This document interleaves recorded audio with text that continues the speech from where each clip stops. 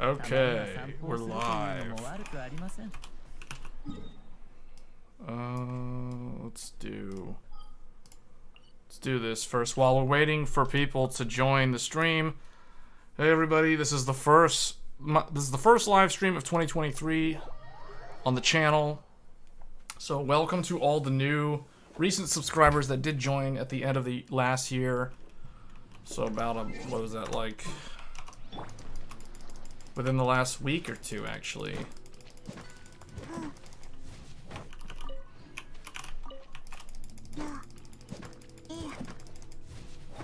You know, I forgot. Hold on. I forgot to do something. I need to grab my hold on. I need to grab the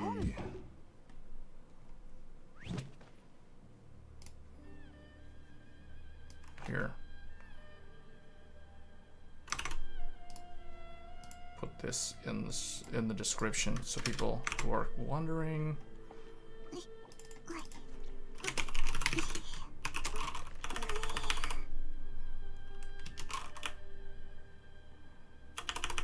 I'm just gonna put this in because everybody always asks, so I'm gonna go ahead and save that. I'm gonna do a sound test. I'm just gonna put this in because everybody. Okay, so we're good. We're good with the audio.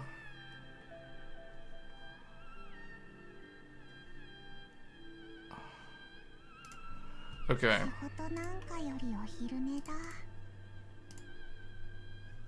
So we should be good.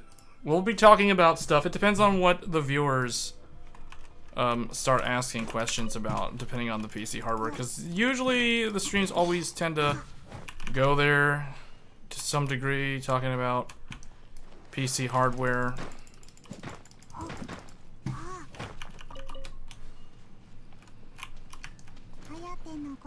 So while I wait for others to join, we might switch over to the Forspoken demo. Hey Joey, Happy New Year.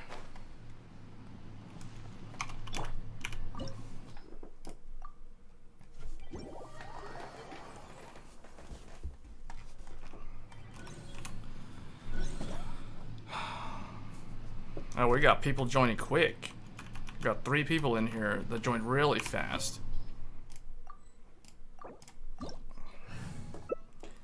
I will probably choose, if no one chooses a healer, I'm gonna have to choose a healer.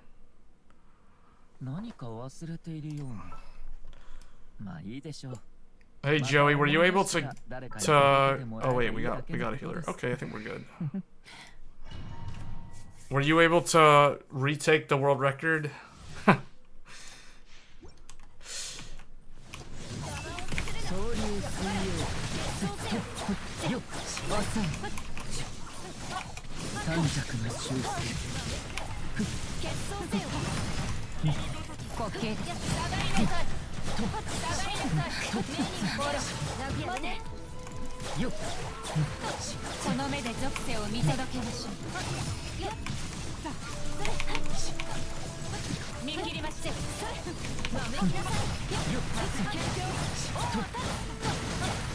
Man. All I see are numbers on the screen. We got people joining, that's good. People are probably going to ask about the 7700X, because I did get comments on that video. I looked at some of the comments that came in within the last couple of hours. Oh boy. Yeah, I broke that one. Transformed. We're going to phase 2. My numbers are so weak while I'm on cooldown.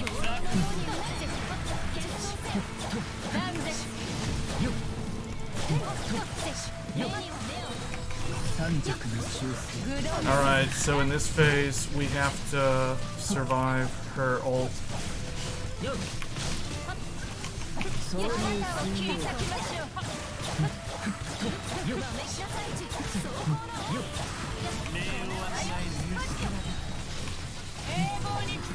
Oh boy, oh boy. Bam. Okay, we're up. We're up. You doing a new build? You're within 60 points of the record? Okay.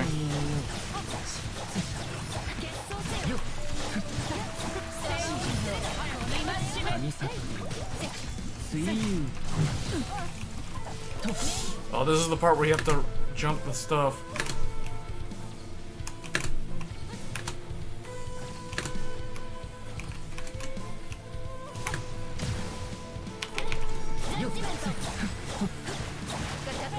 Eula is taking lots of damage.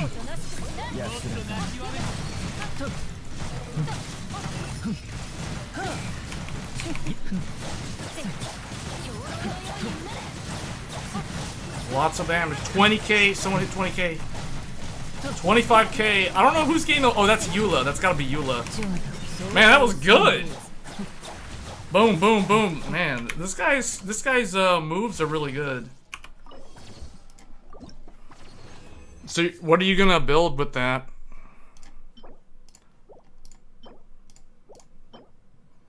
That's actually the one that I actually needed. Alright, that was a good run.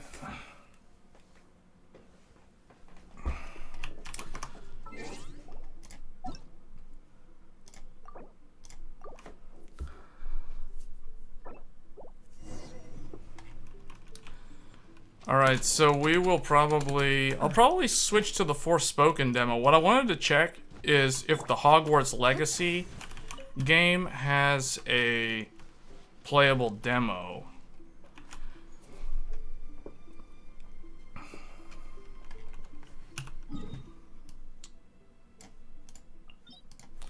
I could use one of these to get more stamina.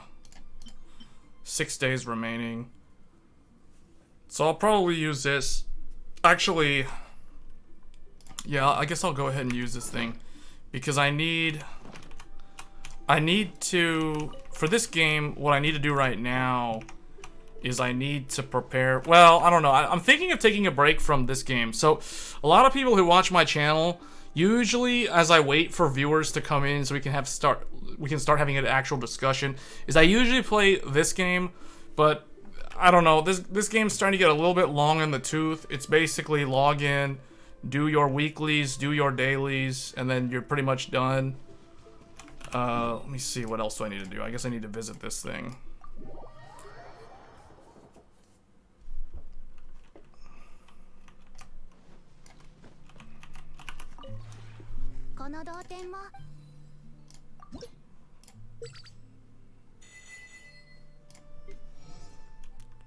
Wow, 777 and 55 on trust rank right there.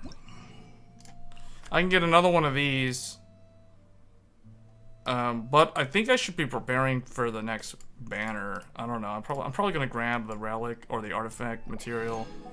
So I'll get those, and then on the next one, once I get 1200 again, I'll grab this transient resin.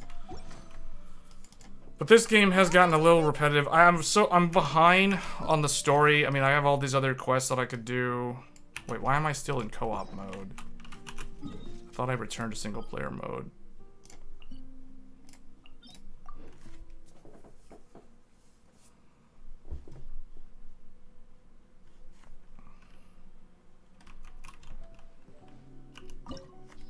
Let's see. I could do this, but I don't really know if I need to fight this boss. Because I already have so many of these. See, like 20, 14. This boss drops these 3. This one's at 14. That boss that I just did, I need that one. I did this one already. So the only other one that I could do is maybe Azdaha. Or Tartaglia. In reality, it doesn't really matter too much. I guess I'll fight La Signora again. I don't know. Alright, let's do this one. I'll use that resin item for the resin. But then we'll probably switch games.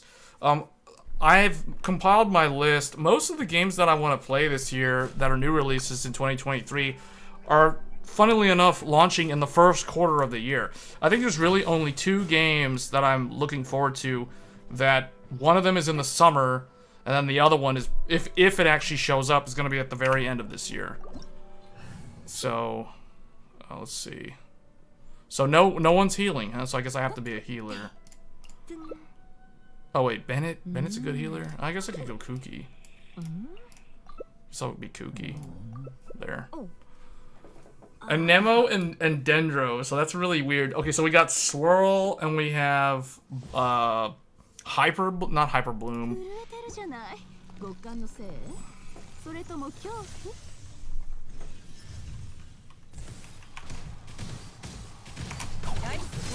Quicken, that's what. Quicken and Aggravate, that's the stat. And then Swirl. 48,000 Swirl. That Hazo's, like, really strong.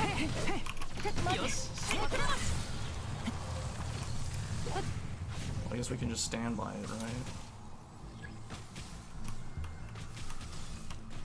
That's pretty smart, what that, the Tenari's doing. He just keeps on, like, attacking it.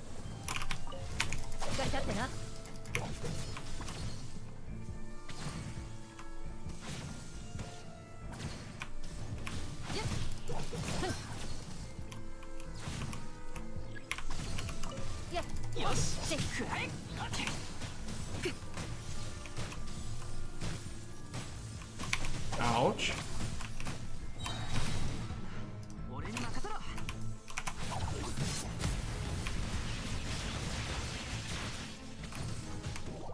Well, that worked. Alright, here we go, Hazo. Falcon Punch. Falcon Punch, 34.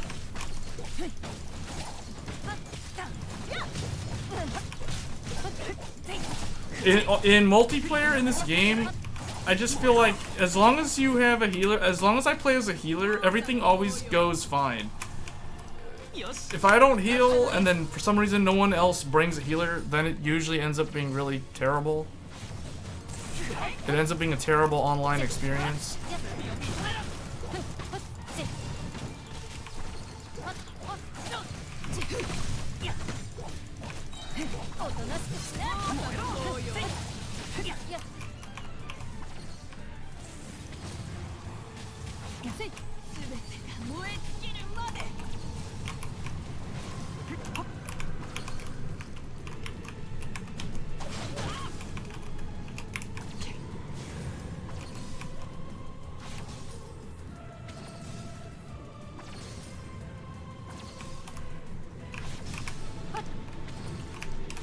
Alright, here we go.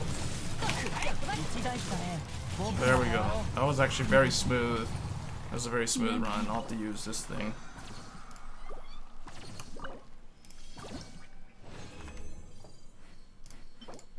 And I got the 2 things that I didn't really need any more of. But I did get one of these, so that's really good. That's actually extremely lucky. An Elemental Mastery piece. That's actually not terrible either. Alright, so that's the co-op section here.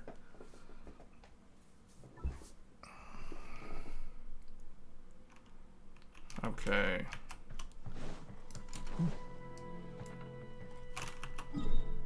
Now, the only other thing I need to do, and it's entirely optional, I can go play hide and seek. We can just play hide and seek while waiting for more people to join.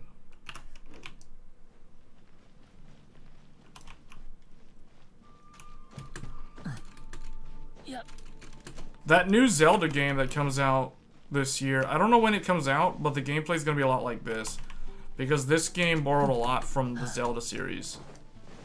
In terms of the world exploration.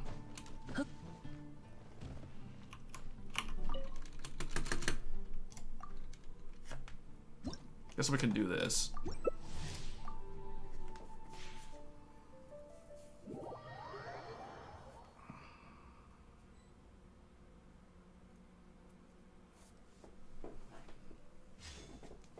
Oh, I'm the hunter. I'm the hunter. I guess I'll just be Ayato. Doesn't matter. Alright, sensor aura. I'll go with sensor aura. By rebels in a specific AoE and destroys all beacons in the area. Scout a fixed area around yourself. I think that's actually pretty good. Well, normal attack. Hunter's net. After holding, throw out a net. The net will dispel the disguises used by rebels in a specific AoE and destroys all beacons in this area. At this time, the hunter's vision will not be obstructed as a result. If there are rebels within the net's AoE, the hunter will receive a hint. I'll try that one. We'll see. And then capture, imprisoning curse. I'll go with that. Briefly marks their location on the menu map while showing. And restrains them for a time. Okay, they can end up looking like this. Okay. Alright, this is basically, I don't know why they call it, it's funny how they call it hunter. So the hunter is basically the person looking. And I can see that person ran over there, so they just kind of gave me a hint of where they're going. And the rebels are the ones that are hiding. So this is basically hide and seek. So they have 20 seconds to hide, and then after that I have to find them. And then I think I have like 3 minutes to find them.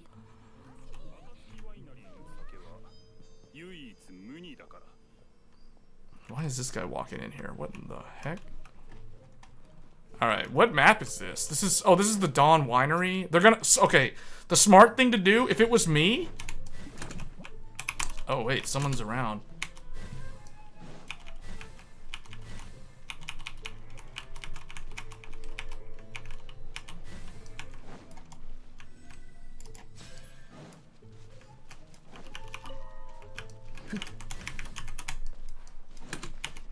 I'm pretty sure, like, the smart thing to do is to hide, like, in the corner.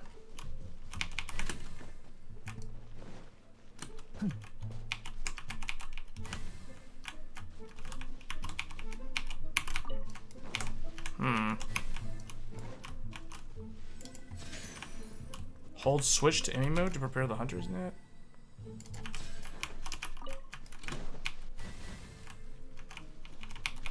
Because I know there's a really good spot, like, way down here. Like, right here. Okay, that means they're all on the roof. They gotta be on the roof, then. Or, wait a minute. No?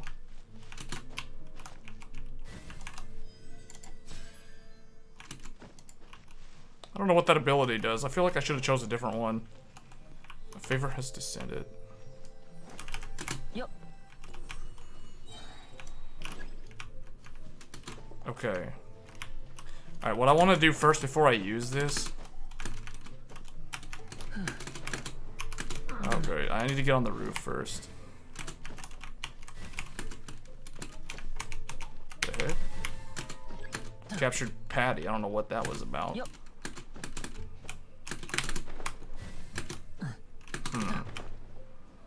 Alright, I caught one of them without using the special.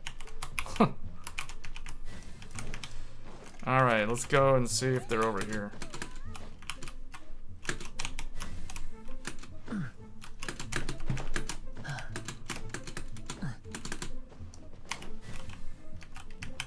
Alright, now I'm going to use the ult. To imprison Jess? Where? Well, where is she? The heck? Doesn't... Oh, right there. Okay. That means there's only one more. And for some reason they like to hide around the house. Like, I would not do that. I would actually hide out in the field. I think the field's a better hiding spot. JJ, is this Genshin Impact? Yes. Man, where is this last guy? I bet he's smart. He went out in the field. This dude's probably hiding, like, in a corner. Because that's what I would do. I was successful hiding in the corner last time. Like, I hate... unless he's, like, randomly, like, in the vineyard somewhere. Oh, great. I think I lost. I can't get him. I don't know where he is. Oh, wait. No, I can't go over there. Okay. Huh. Really? Oh, I bet he was, like, right there under me. Alright, I got 2 of them, though. I feel like the one that shows where all 3 of them are can potentially be the most useful, but the problem is they can just run away from you, and they could be they could either be really close to you or really far away. When they're really far away, that ult doesn't really do a whole lot. That's why I feel like the one where you basically paralyze one of them, that pretty much guarantees that you'll capture them. Hey, Soul. But yeah, to answer the question, this is Genshin Impact. I'm just trying to play hide and seek and get the points before the event's over. Oh wow, there's only one more. Use Hunter's net to detect 1 rebel. So that means I have to keep using the net.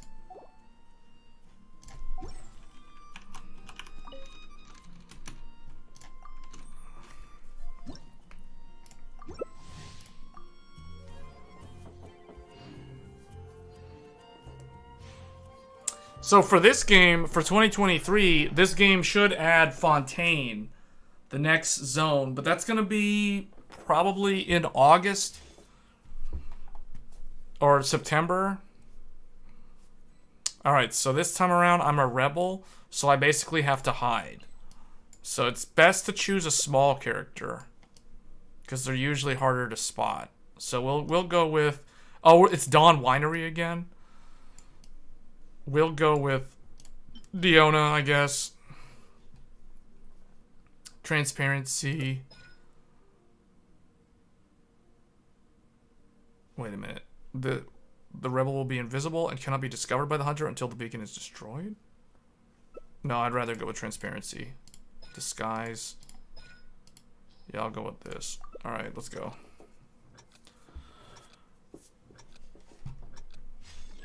Alright, we have 35 seconds to hide. See, what I think... This is what I think is the best place to hide. I'll show you guys. I think this is the secret spot. Like, literally... right here. I think this is like one of the best spots. I could be wrong, but the last time I was a rebel, I hid here for the whole level. And the only time I had to move, well, there will be a part where I have to run. The only time I have to actually run is when they use the ult that allows them to see all 3 of us. If they chose that ability, if the hunter chose that ability, I'll have to run.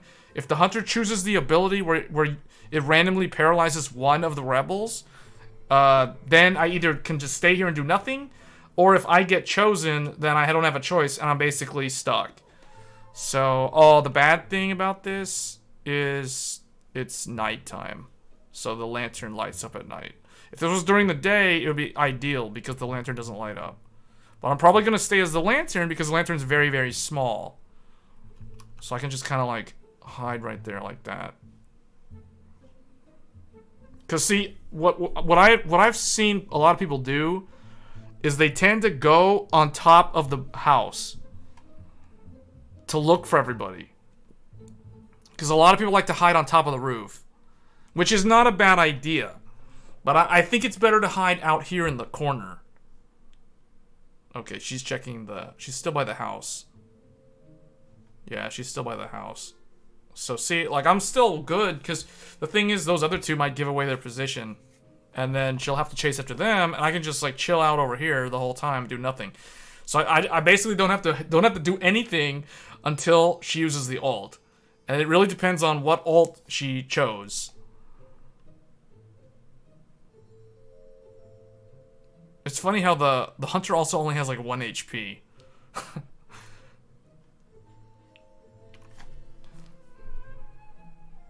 The thing is, the rebels can steal. Okay, see, there comes the ult. There comes the drop. Just like in PUBG, the drop has come down. So she has to go and get it. But a rebel can also steal it. Okay, she has it. So we gotta be careful. Oh no, she's still on the other side of the house. So if she uses the ult, and my position is revealed, she won't really see it unless she goes to the other side of the house.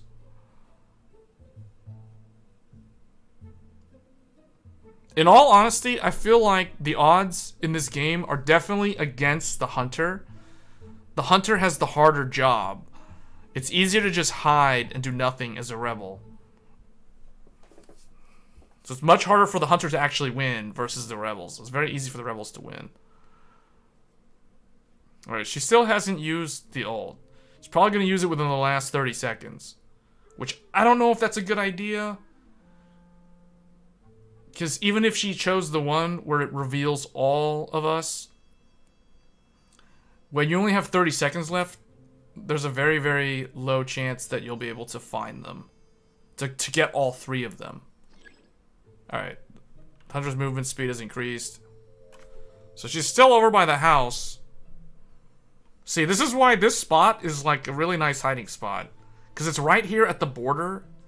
And I don't know. The only way you can get caught is if the hunter decides to run around the perimeter. Which is actually a very good strategy. Every time I'm a hunter, that's like one of the first things I do. Is run around the perimeter. The only problem is like the rebels can slowly try to like outmaneuver me. Okay, well, I think we won. Wow, okay. Oh, she used it. She used it. And she used it way too late. So, that's... Okay, that was easy. So you basically have 3 minutes and 30 seconds to successfully hide or find the other 3.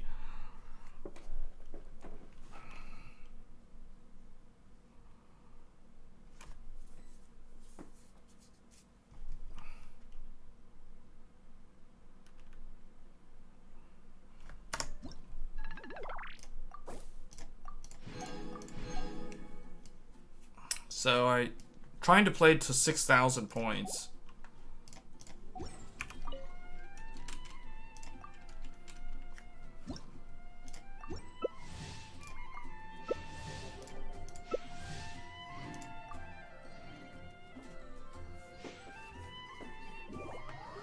There are a lot of people that play this game because, man, matchmaking in this game happens really quick.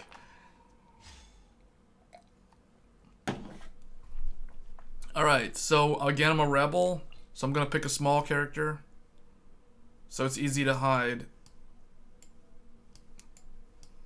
Well, I guess I'll go with Sayu this time. Oh, now, okay, this one, I like to hide on top of the actual ruin, because I think it's kind of tricky to get up there, and I think that's the best spot. Because even if the hunter starts climbing up, you can wait until you're out of sight and then just drop down.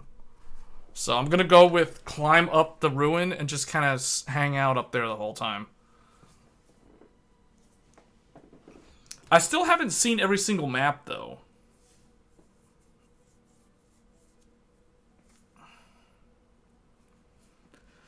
I guess I could filter it so that I can only select certain maps.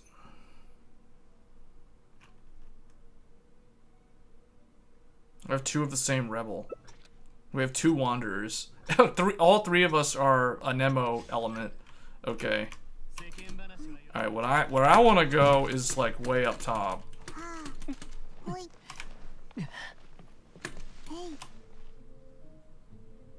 Where is that guy? Why is that guy going over there? Yeah, I think this is the right way to go.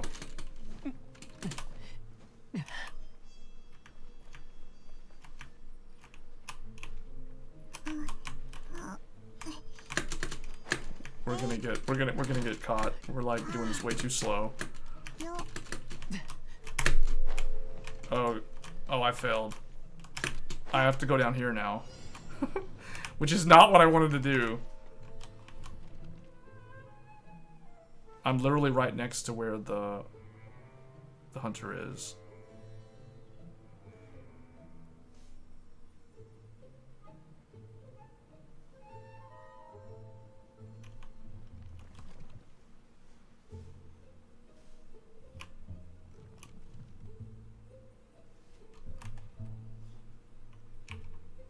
Wait, that's okay. This is better. This is better. Oh, he got caught. That guy got caught. I think that was the guy that was climbing up on the roof. Oh, great.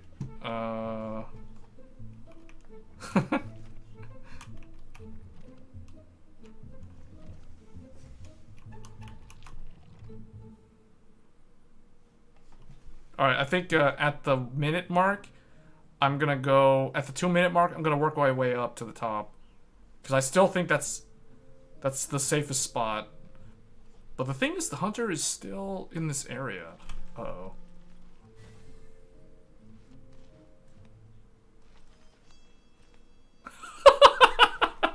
What? The hunter, like, ran right past me. Okay, I think we're good. I think I'm gonna stay here. At least for now.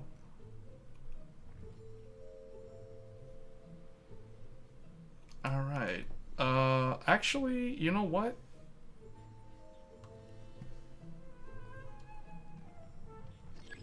Oh, he got caught. Okay, so I'm the only one left.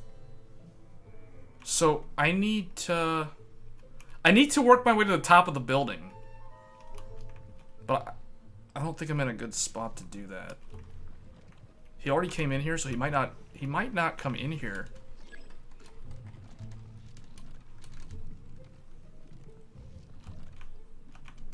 Oh, he's gonna get the ult. See, I need to get up on top of the building. Otherwise, I'm gonna die.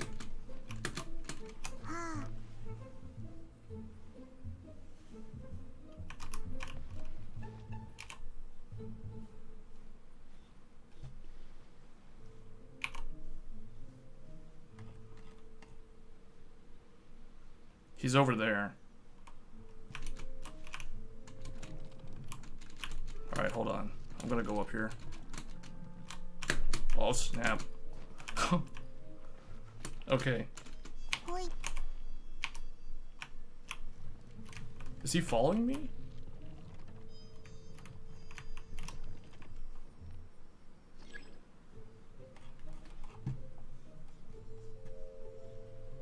Oh man, I got 30 seconds. I gotta survive for 30 seconds. I feel like it was a really good idea to come up here. Because the thing is... Oh no!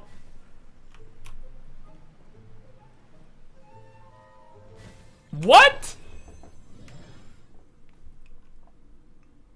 How? Oh, you know what? They increase his movement speed. Apparently that means they increase your glide speed also. I probably should have stayed where I was. Because he went in that room and didn't see me and then like left the room. I probably could have just stayed in that room.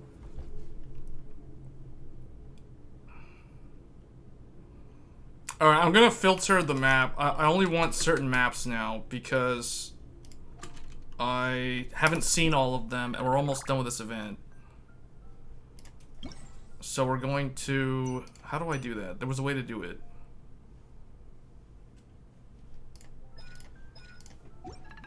Was it in here? Okay. I don't want that one anymore because I've already seen that one. So how do I change map? I don't want this. Beneath the Stone's fine. I don't think I've ever been here. I've never been there. I've already been here. I don't want this one. I've done this one. I've done this one so many times. So I want these maps.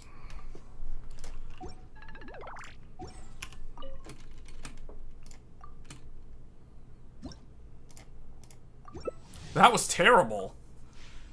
Either that hunter was really good, or we were not good at hiding. I feel like I made a mistake to go up there. Okay. Probably choose the same thing. This is a new map.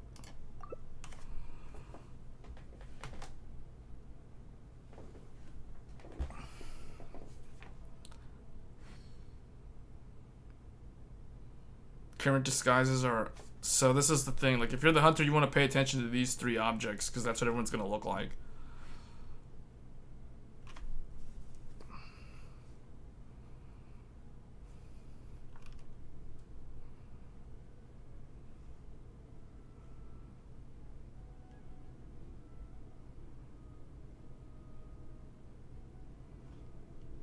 In a way, if you choose a smaller character... It's harder for you to get away. It's harder for the enemy to see you because you're smaller. But if if they do spot you, if they're taller than you, it's harder. Because in this game, the taller your character, the longer your legs, the faster you actually run. So the shorter characters are the slowest. So I chose a short character because it's harder to spot.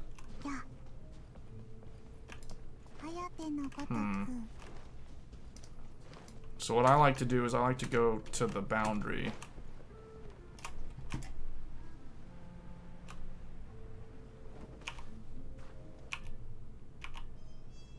There, that's good. That's actually really good. Well, no, that's... Yeah, just try to, like, bury myself into the wall. Yeah, there. That's perfect.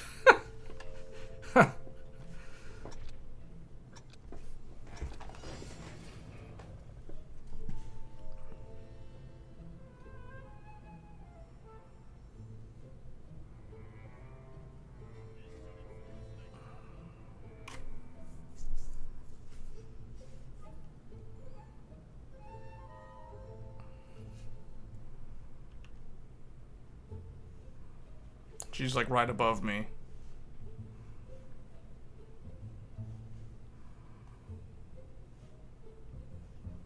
She's like up there on the near the bridge. Just gonna stay right here. I don't have to do anything until she uses her ult.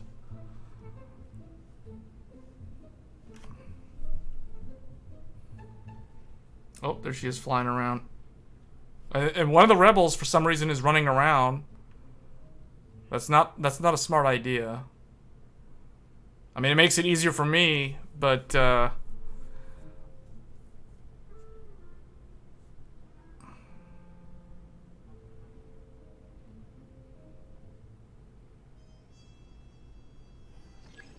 okay. Wait, what?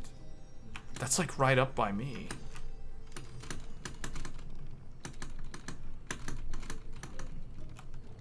Oh no, I shouldn't. Can I get to it? Oh, she got it.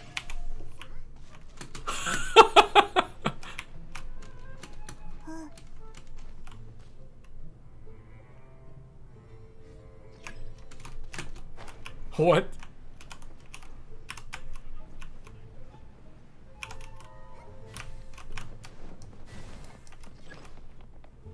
Oh. Okay. So now what I'll do is...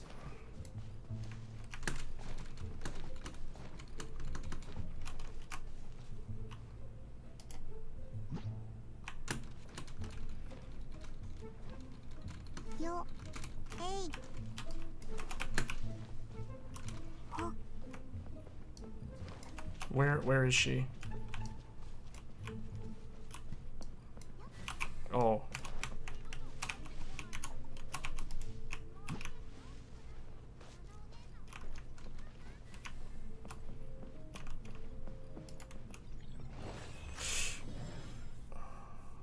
Wow.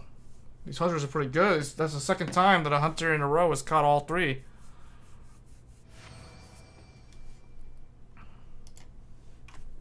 I need to be the hunter again so I can get that last achievement. I gotta use... There's an achievement I have to get. It's like the only thing that I don't have is basically use a net. I have to catch someone with a net or something like that. Which one was it? It was this one. Use hunter's net to detect one rebel.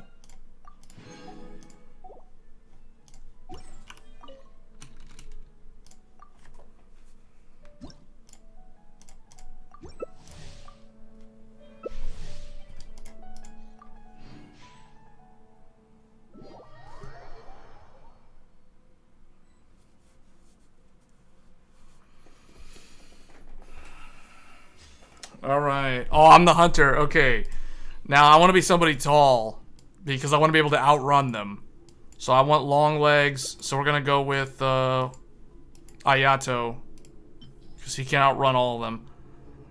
Alright. Hunter's net. I need to do the hunter's net. After holding, throw out a net. This net will dispel the disguises used by rebels in a specific AoE and destroys all beacons. This is... Okay. I don't really like that ability. Dispels the disguises of all rebels and briefly marks their location on the minimap while showing the position of all nearby rebels. Seen. Randomly dispels the disguise of one rebel and restrains them for a time. During this time, the target will be unable. Yeah, I'm probably going to go with Imprisoning Curse. Because that one can guarantee you capture one of them. So if there's only one left and you use that, then that's pretty much game. Whereas the other one, the one that shows all three of them is good, but if they're far away from you, then it just becomes a game of cat and mouse. Although the hunter does move a lot faster than the rebels, especially in the last like 30 seconds.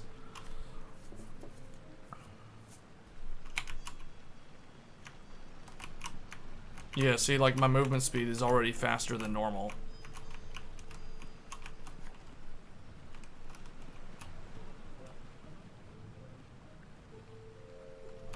Alright. Alright, let's get him.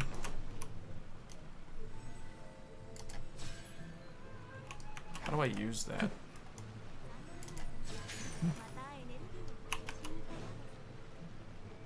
Okay, what I want to do, I want to go to the boundary. They probably went on the shell. So if I had to guess, they're probably up on the shell. Oh, you can't actually go up on the shell. Okay. What about down there?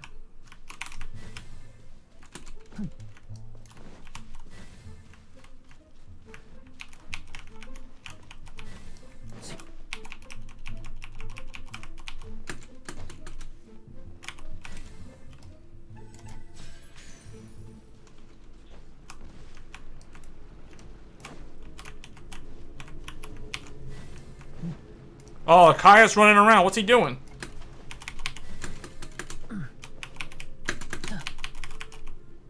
Where'd he go?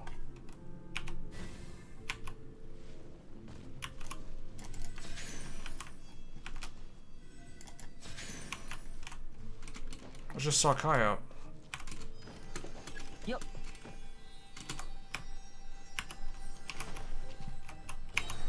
Okay. Alright, now I don't need to use... I want to go up on top of the building.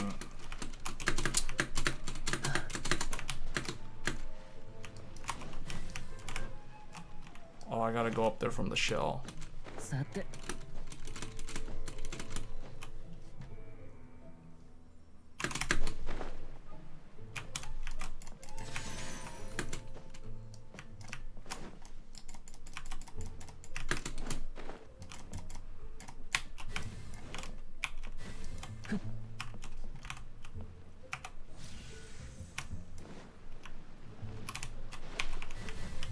Okay, that guy's gone. Are they all under the bridge?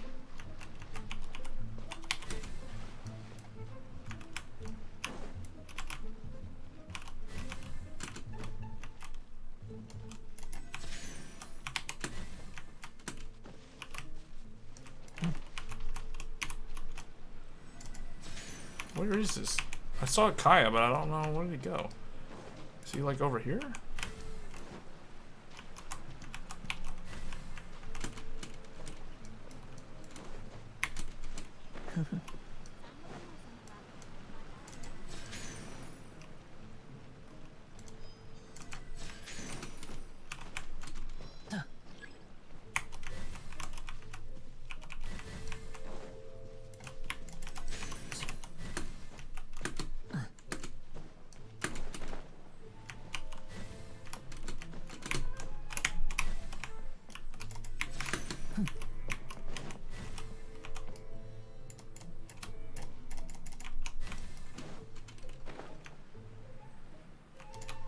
Man, what?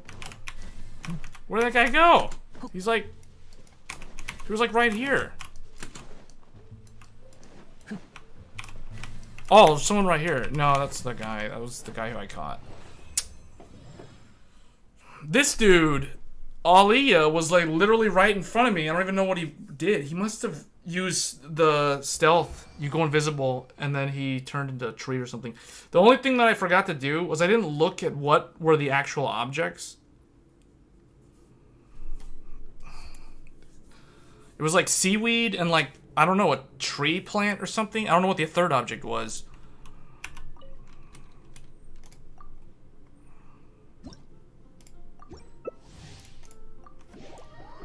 kind of want to do that map again, because I have no idea what the objects were.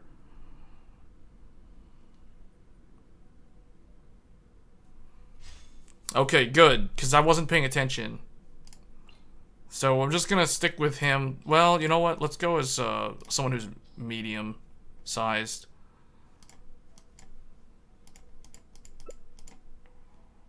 Oh, okay. It was this plant? There's only two choices. It's the plant or it's that lantern box.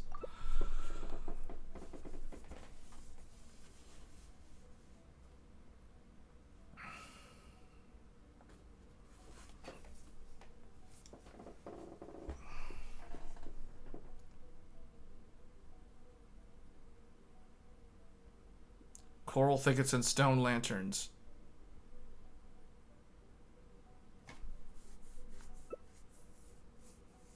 This one seems like it's a pretty tough one, actually. Although, ideally, the best spot... I still think the best spots are, like, out in the corner. Either on top of the building or out in the corner. The building seems like it's pretty hard to get on top of. Alright. I don't know. I kind of think, like, the best spot is somewhere, like... See where she's going? See, like... What? No, I don't know about that. Well... I might not have a choice now.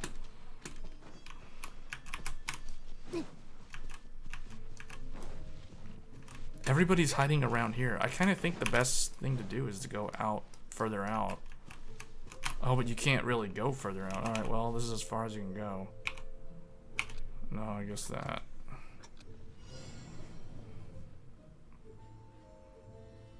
We're all hiding in the same spot. I mean, like, we're all at the back of the building. This isn't very smart.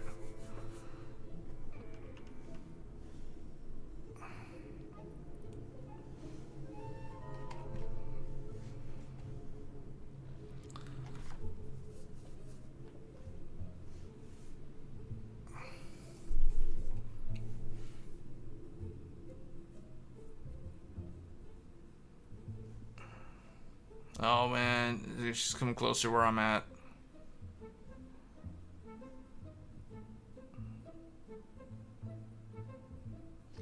Oh, see, someone got caught.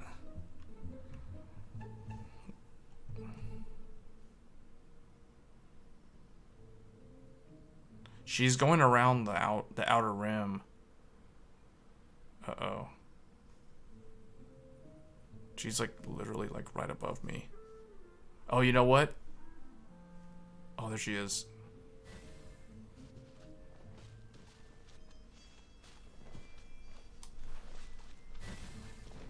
Oh, so... Okay.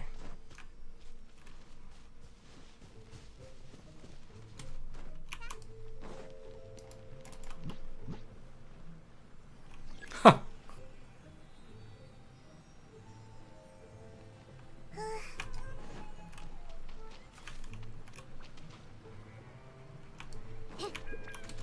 Yeah, I think this hunter's gonna win. She already has two of us, and then she has the ult. So now if she does that, she can like, she can paralyze. If she chose the one where she can paralyze the third player and then win.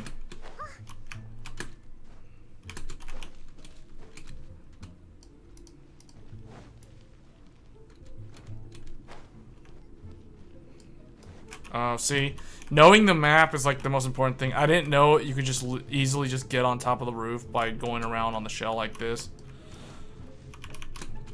My problem was not knowing the map. See, so now, okay, that's the way you get up top here. Because when it becomes a hide and seek thing, like in the last minute, the rebel has to get on top of the building. Because there's no way, like, the hunter will run way too fast. Their movement speed will be increased so much that you can't outrun them. So you basically have to, like, have the high ground. You have to do stuff like fly to that. Like, you gotta fly, like, over here. You gotta fly to this thing and hope that the hunter who's gonna be following you doesn't manage to, like, get up there. But I don't know. I think we're gonna lose. I think we're gonna lose because she still has the ult.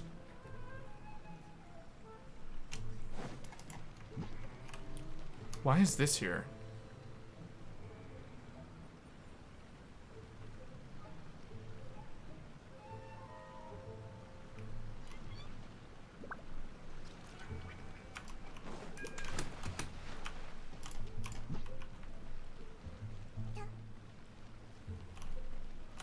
Okay. That was close.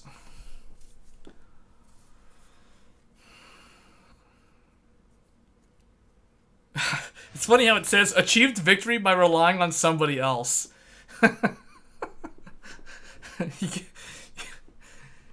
You get a pat on the back for participating. You achieved a victory because somebody else basically carried you. Okay, we're almost done. I don't know if I'm gonna be able to do this because obviously I don't know how to use that net.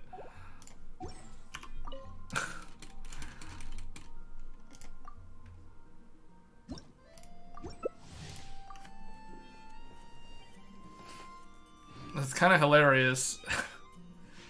This game is very thorough. I will say that. I will give them that. They like to do a lot of player surveys, and they like to ask the player base a lot of questions. Okay, so we got Jackie as the hunter. You know what? I'm just gonna be. I'm gonna be someone who's short because this. On this map, looks like it's a rice field. So. Yeah, I could probably hide. Scarecrows and dead wood. So the scarecrows are probably a lousy thing to hide as. Everyone's gonna be hiding as dead wood. Oh wait, they put a lot of scarecrows though.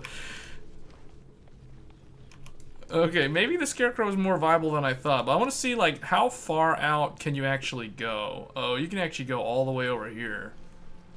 Which means, oh wait, okay, you can't cross the bridge. Can you go over here? Oh, you can actually go all the way down here. Okay, so what I want to know is, can I turn into a twig? Oh, wait, why does it have to be so tall? Oh, that's,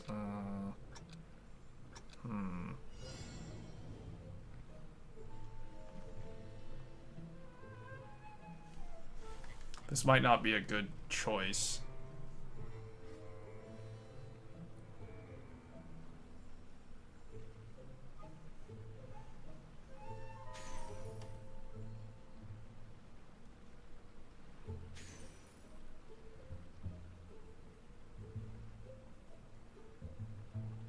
She's way over there. Okay, now I can probably move further down. She's like way over there on the other side.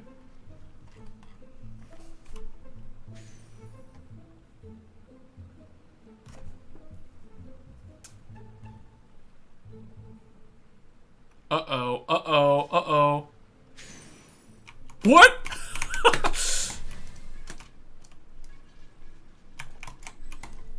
Oh! Oh!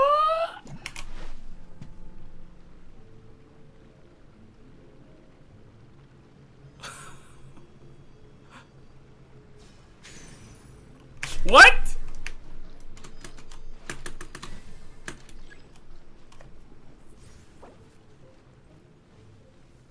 I probably should have stayed in the water without even using the disguise, because I would have been short enough where it'd be harder to see me.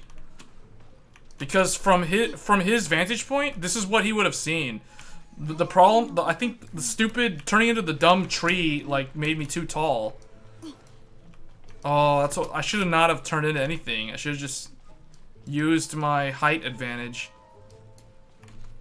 or disadvantage. Well, I guess in this case, being short is the advantage. See,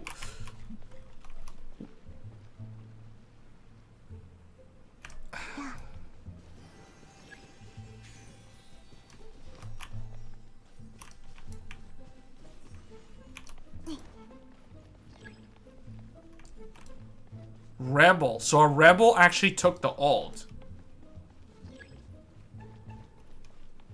So Spirit is the only one still alive. And he has the ult. I've actually never been on this map before, so I don't actually know the map. But see, okay, see, like, I feel like this back area is probably a better place to hide. Although, I don't know, the environmental camouflage is terrible on this map. Like, this thing sticks out literally like a sore thumb. Those scarecrows, you literally just run up to every single scarecrow if you're the hunter.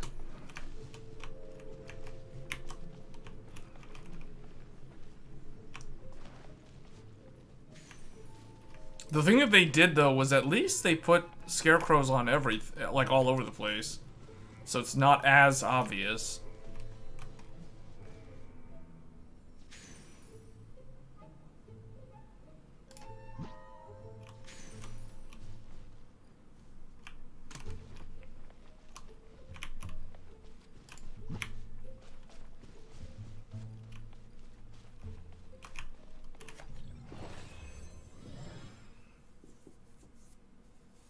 Rebels have the victory. Achieve victory by relying on somebody else.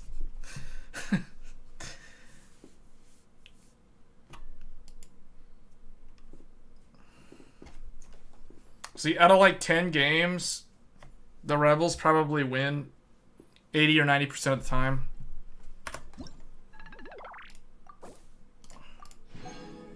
They definitely have balanced this game, this little mini game, since the last time I've played it. Because the last time, it was way too hard to win as the hunter. Like, what they've done to buff them is they've increased the movement speed. And they also further increased the movement speed. Oh, I think I'm the hunter this time. Yeah, I'm the hunter this time. Okay, so I want to be somebody tall, so I can outrun everybody. And it's the same map. Okay, so basically, run up to every scarecrow, throw nets on all the scarecrows, and then imprisoning curs. Yeah, we'll stick with that.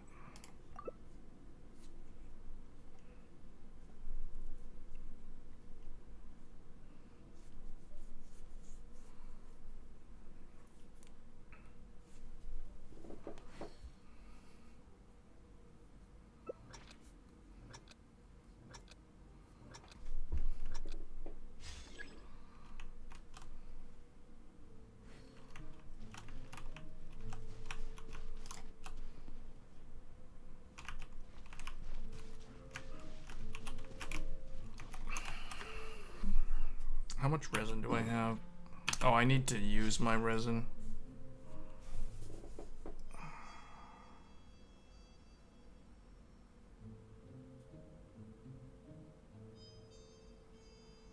Naniか忘れているような。まあいいでしょう。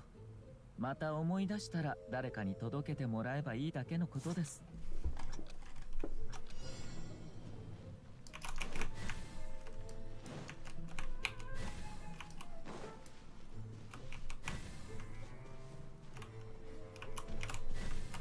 Well, there's one.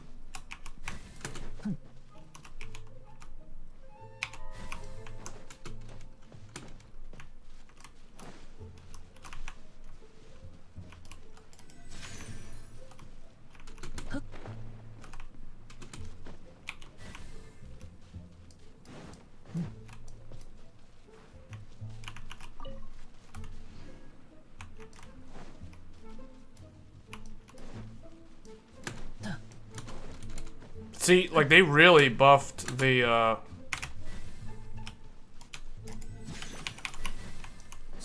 need to get better at using that ability, though.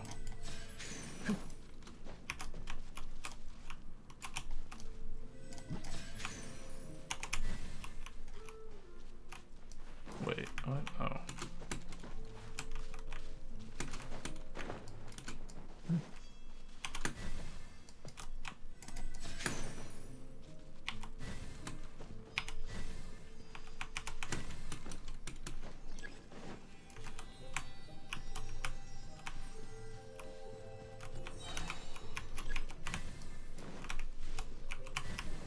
Let me check the back.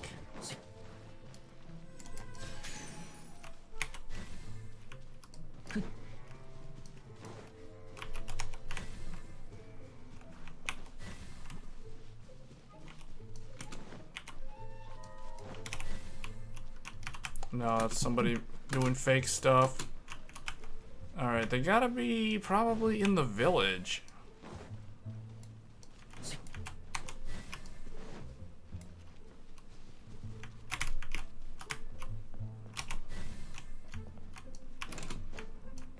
Oh wait, you can't. Okay. Are they in the tree?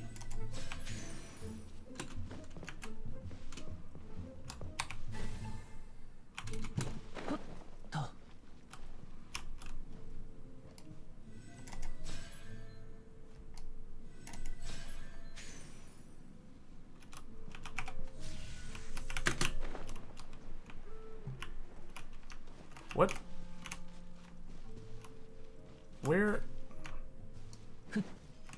Where is that person? What?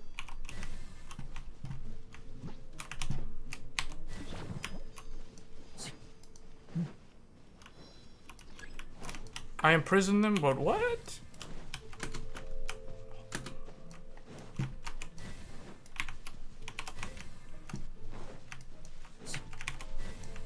Well, they gotta be out here somewhere.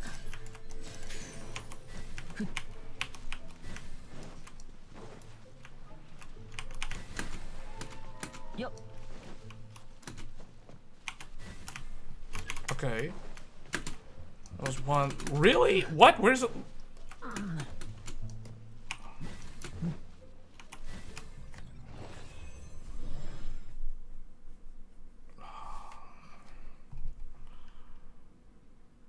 I don't get it. I used the ult and the person didn't even... It didn't show where they were. Unless they were literally like right under me. Oh well, 2 out of 3, so...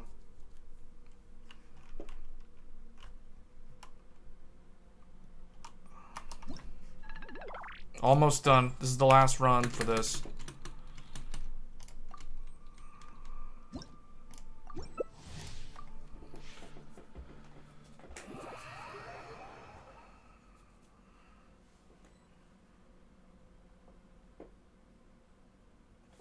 I don't know, for this year, I'm pretty much gonna take a break from this game for a pretty long time.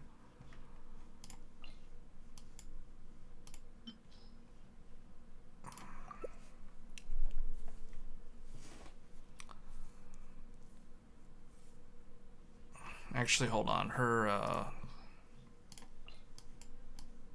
someone who blends in with the environment more. Oh, I can't. Oh well.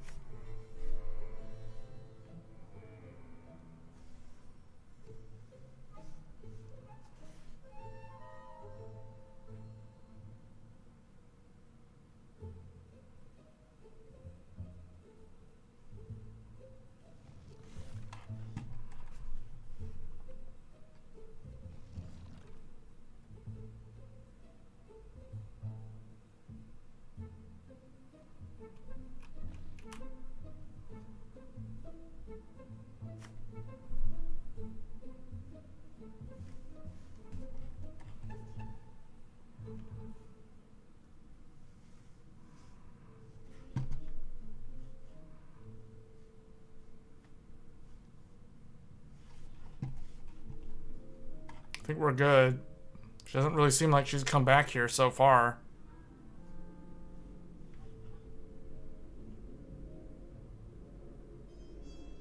She came over, like, slightly. I saw her over here. Like, right around there to the left. But then she, like, ran off. So I guess I'm still gonna stick around.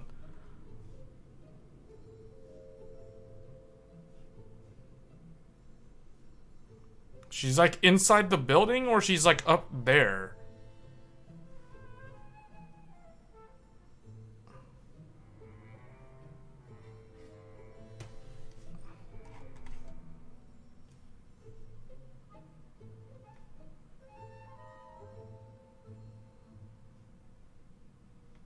Uh-oh.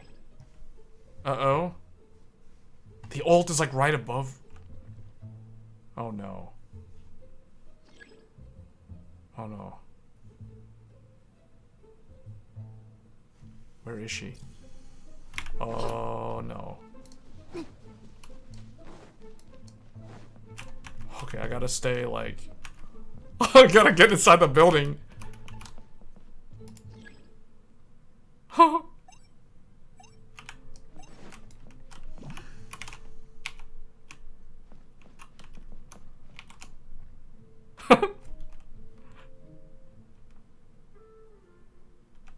Hold on. She's like over here right now.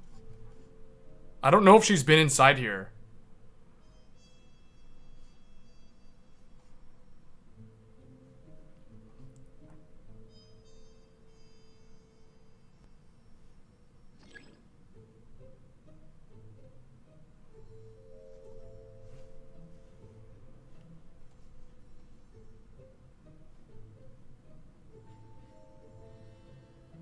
The reason why she's looking over there is because when she used the ult, it revealed my position. It revealed everybody's position, but she saw where I was earlier before I went inside here.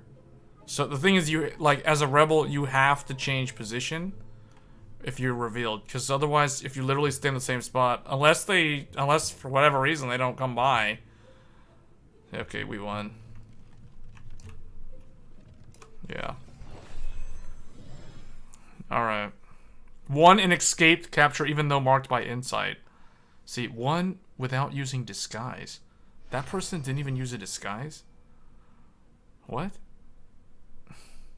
That means she, like, climbed on top of the crane or something, and for some reason the hunter never bothered to look up. That's the only way that could possibly happen. Alright, well that's hide and seek, or they call it wind trace. It's a cool mini game. So that's everything, yeah.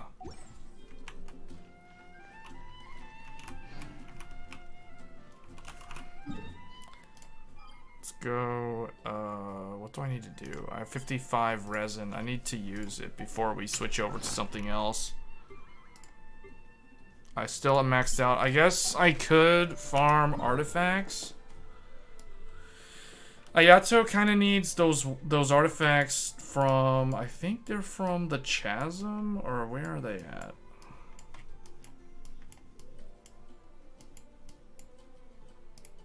This? No. No.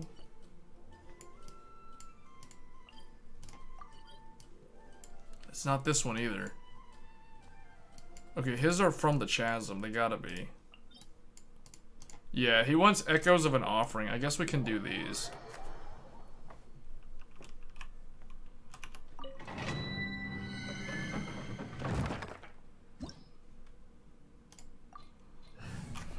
I don't think I've done this one in a long time. We don't need him. They're saying they want a Geo.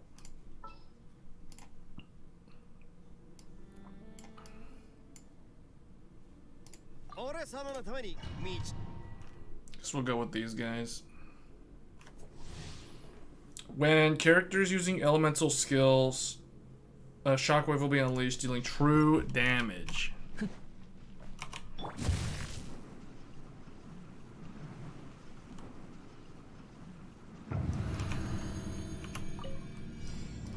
Oh.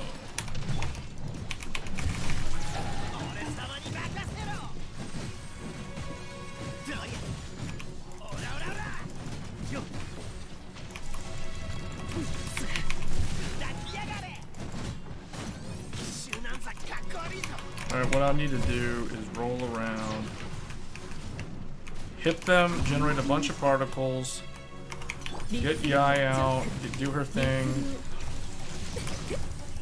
and then do this.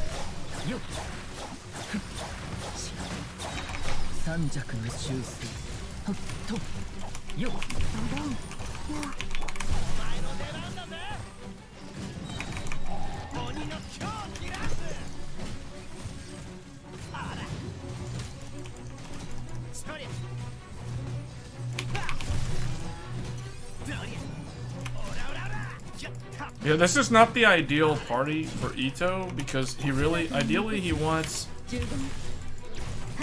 he really wants like either mono Geo or 2 Geo characters.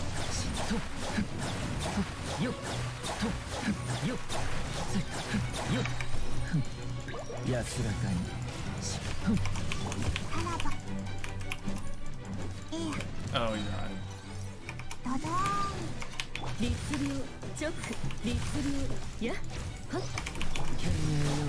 Alright, this should clear this. All my elemental mastery, none of that stuff is ideal. Like I'm only like level 80. If you're in EM build, you should be level 90.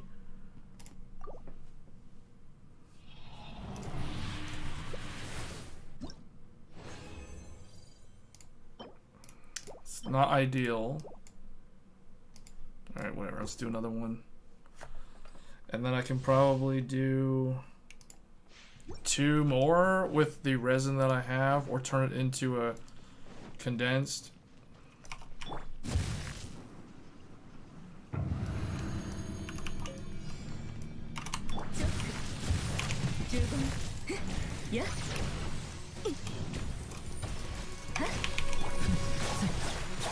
I like that when he does his thing. Oh, he can be interrupted by a strong attack.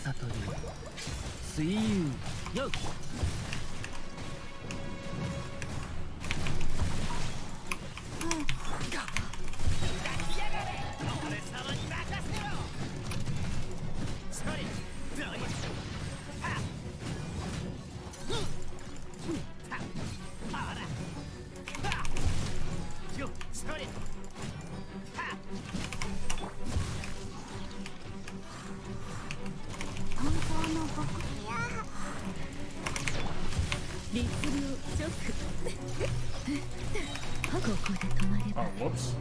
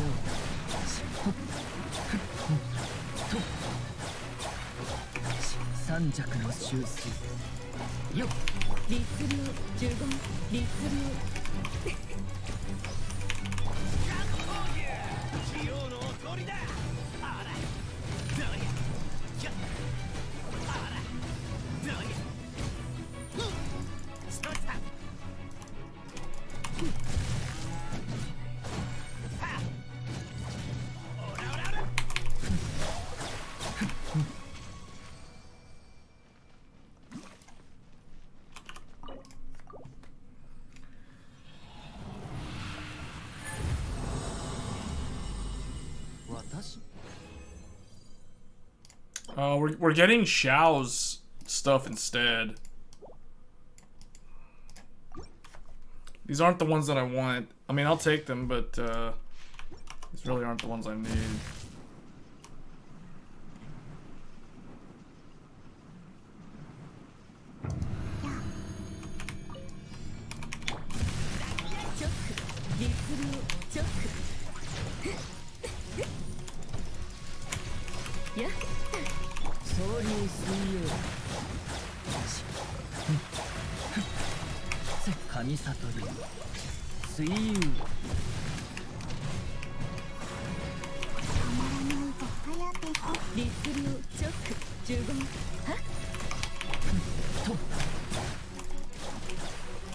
Probably should get rid of these little guys first. That'll probably help.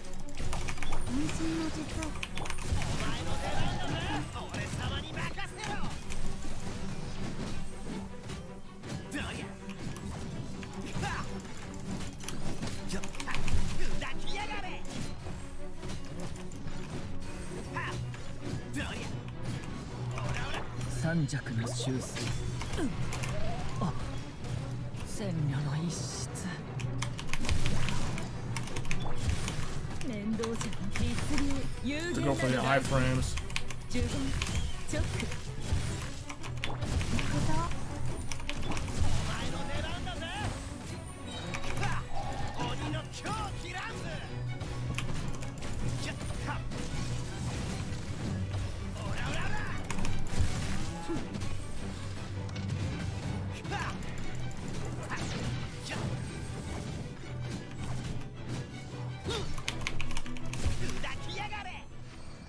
Ayato died, so we'll have to go and revive him.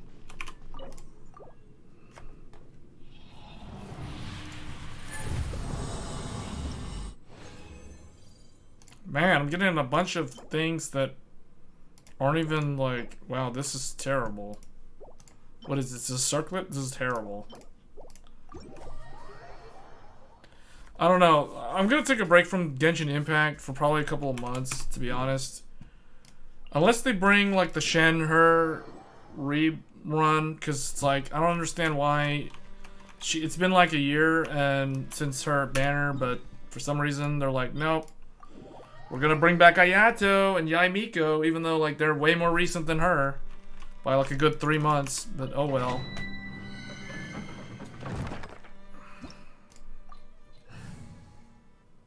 They recommend a pyro. So wait, Ayato's the one that doesn't need to be here? But too bad.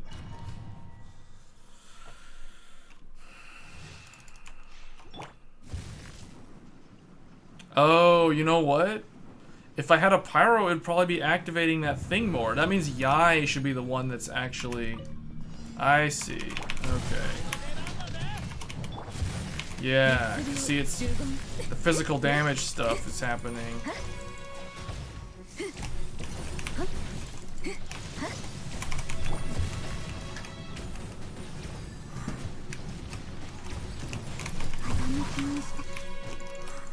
Oh, I just died.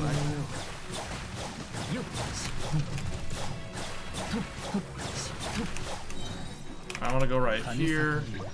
Drop that, drop this, and then do this, and this, and that. There we go. Yeah, I didn't realize, like, the water isn't really the one you want to be using.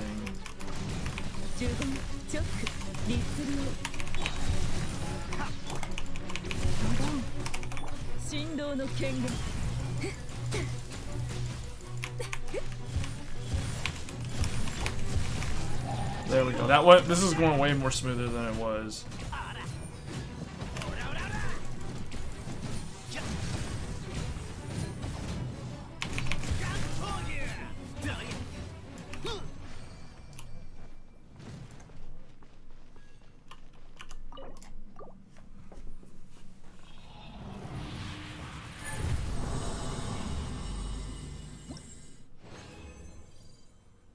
Oh, there we go. And then it has terrible substats. Wow, it gives me those two, but then it gives you trash substats. This is the reason why I need to take a break from this game. Because every time I decide to do artifact farming, it always gives me the artifacts. It either gives me the artifacts for a character that I'm not trying to build, or it gives me the artifacts that I want, but then they never have the right substats.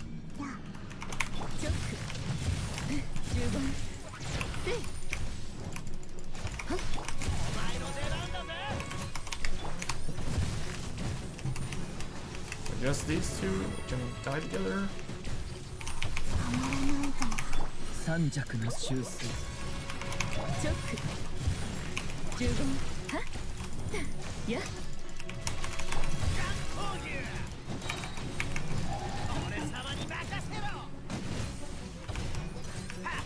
take this guy out. Alright, next.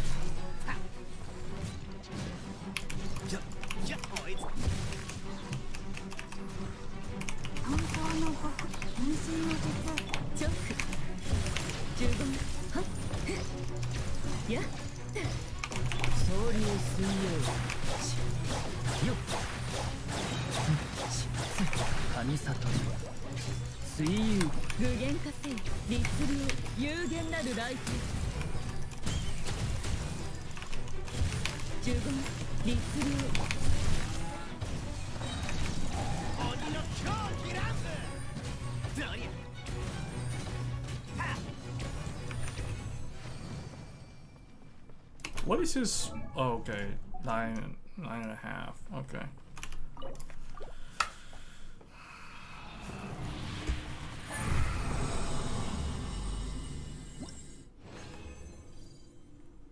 We got 3 golds this time. But none of them are the right... Why so much HP percent? None of them are the right substats. How unfortunate.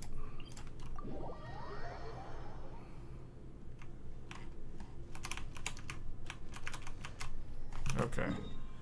Well... I guess we're pretty much done.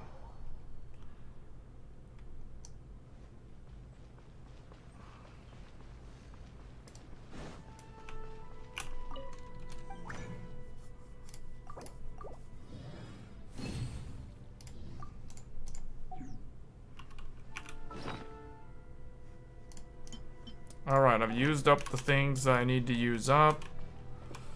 Alright, we're pretty much done with this. So now what we can do is switch over to games. Hold on, is that still up? No, that's paint.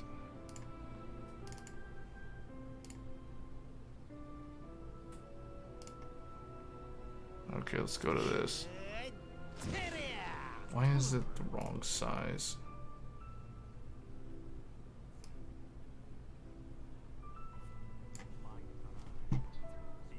Oh, is it larger than the screen size, or what's going on here? I don't know what's going on. Anyway, it doesn't really matter. Yeah, exit out of Genshin because we're done with that game now.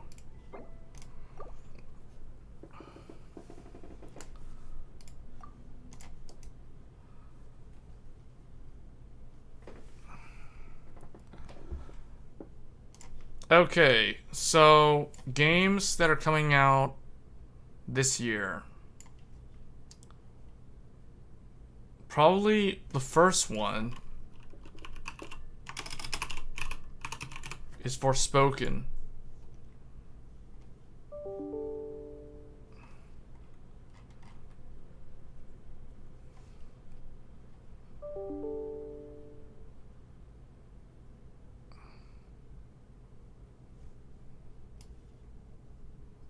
This is probably one of the... This is the first one that I've been tracking. Let me just kind of go down my list. So, Forspoken is one game that I'm looking forward to, sort of. I mean, I've been kind of following it off and on. And it looks like it's going to be pretty challenging to run for the average PC. From what I've played of it on the demo on the PlayStation 5 is the visuals don't look that good when you run it in performance mode.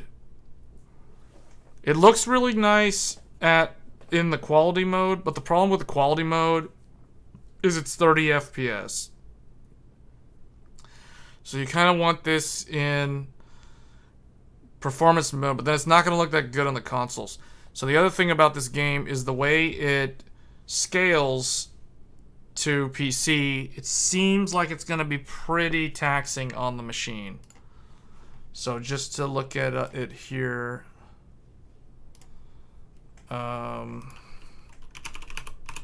Forspoken. So Forspoken, it says,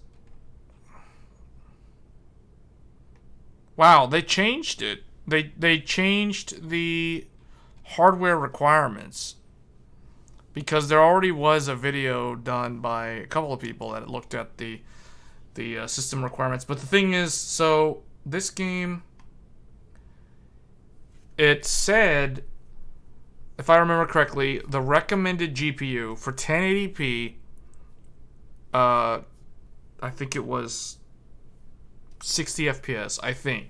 I'm just going off of memory because Steam removed the system requirements. Now all it says is requires 64-bit processor and operating system. Now, is that for real? Is this like, yeah, that's it.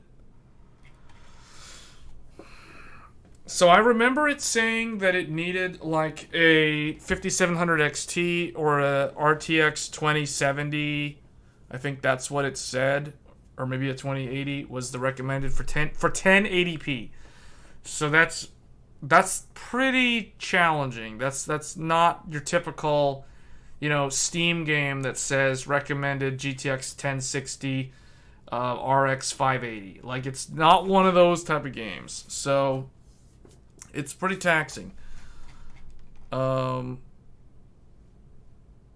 I think it'll be fine. The other game that I was going to look at was Hogwarts Legacy. So this game... Hold on, if we go to PC, does it actually do anything different? Still February 10th. But it is... Yeah, this game...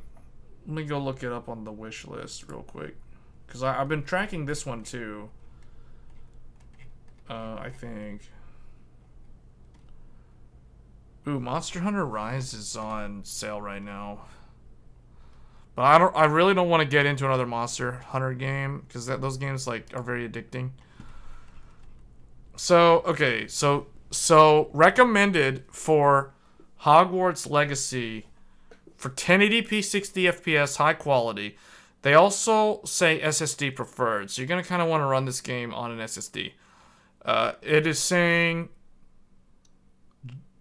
GeForce 1080 Ti or AMD RX 5700 XT. So that is quite challenging. So I guess if you're on a more modern graphics card, RX 6600 XT would be good for 1080p. The other for NVIDIA, so 1080 Ti. So this is going to be more like an RTX 2070 Super or a 2080. So that's kind of what you need for 1080p. 1080p. That means this game, if you want to play this game at 1440p or 4K, it's probably going to be requiring some pretty beefy specs. Oh, when I full screen it, it actually makes it full screen. Then we can't really see the whole thing because it's zoomed in. What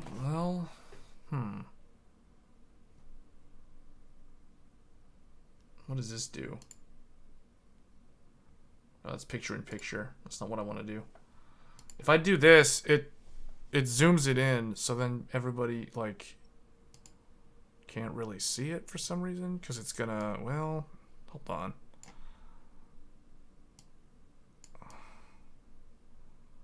Okay, I mean that sort of works. I guess we can have this playing in the background. I mean, this game looks pretty good. This is probably one of my more anticipated games for Q1. The more I look into it, the more interested I get in this game. But I don't want to build up too much hype in my mind for Hogwarts Legacy because I feel like if I do that, I'm just setting myself up for disappointment. This game has been delayed at least twice. So, and the other thing too is there's no co-op. I feel like this is one of those type of games where it would be really, really nice to play this with friends, like it's like the Hogwarts school, the Harry Potter sort of thing. Like even right now, you can go on to I think it's Wizarding World and you can take like a quiz to figure out if you're supposed to be a Gryffindor or a Hufflepuff or a Ravenclaw or a Slytherin. And you get assigned to one of the houses, the schoolhouse, basically the dorms. And then I feel like this would be a really cool game for like co-op because you could play with your friends, and your friends might be either in the same class as you, whether it's like you both end up being in Gryffindor, for example, or one of you ends up in one house and the other is in another one, or how that is. So it's like I think that's kind of a cool thing too about it. The other thing would be, the combat and the exploration. And the story, of course. But I kind of think that the What I don't know that much about is the story, but the gameplay looks pretty fun. It looks pretty solid in terms of what you can do.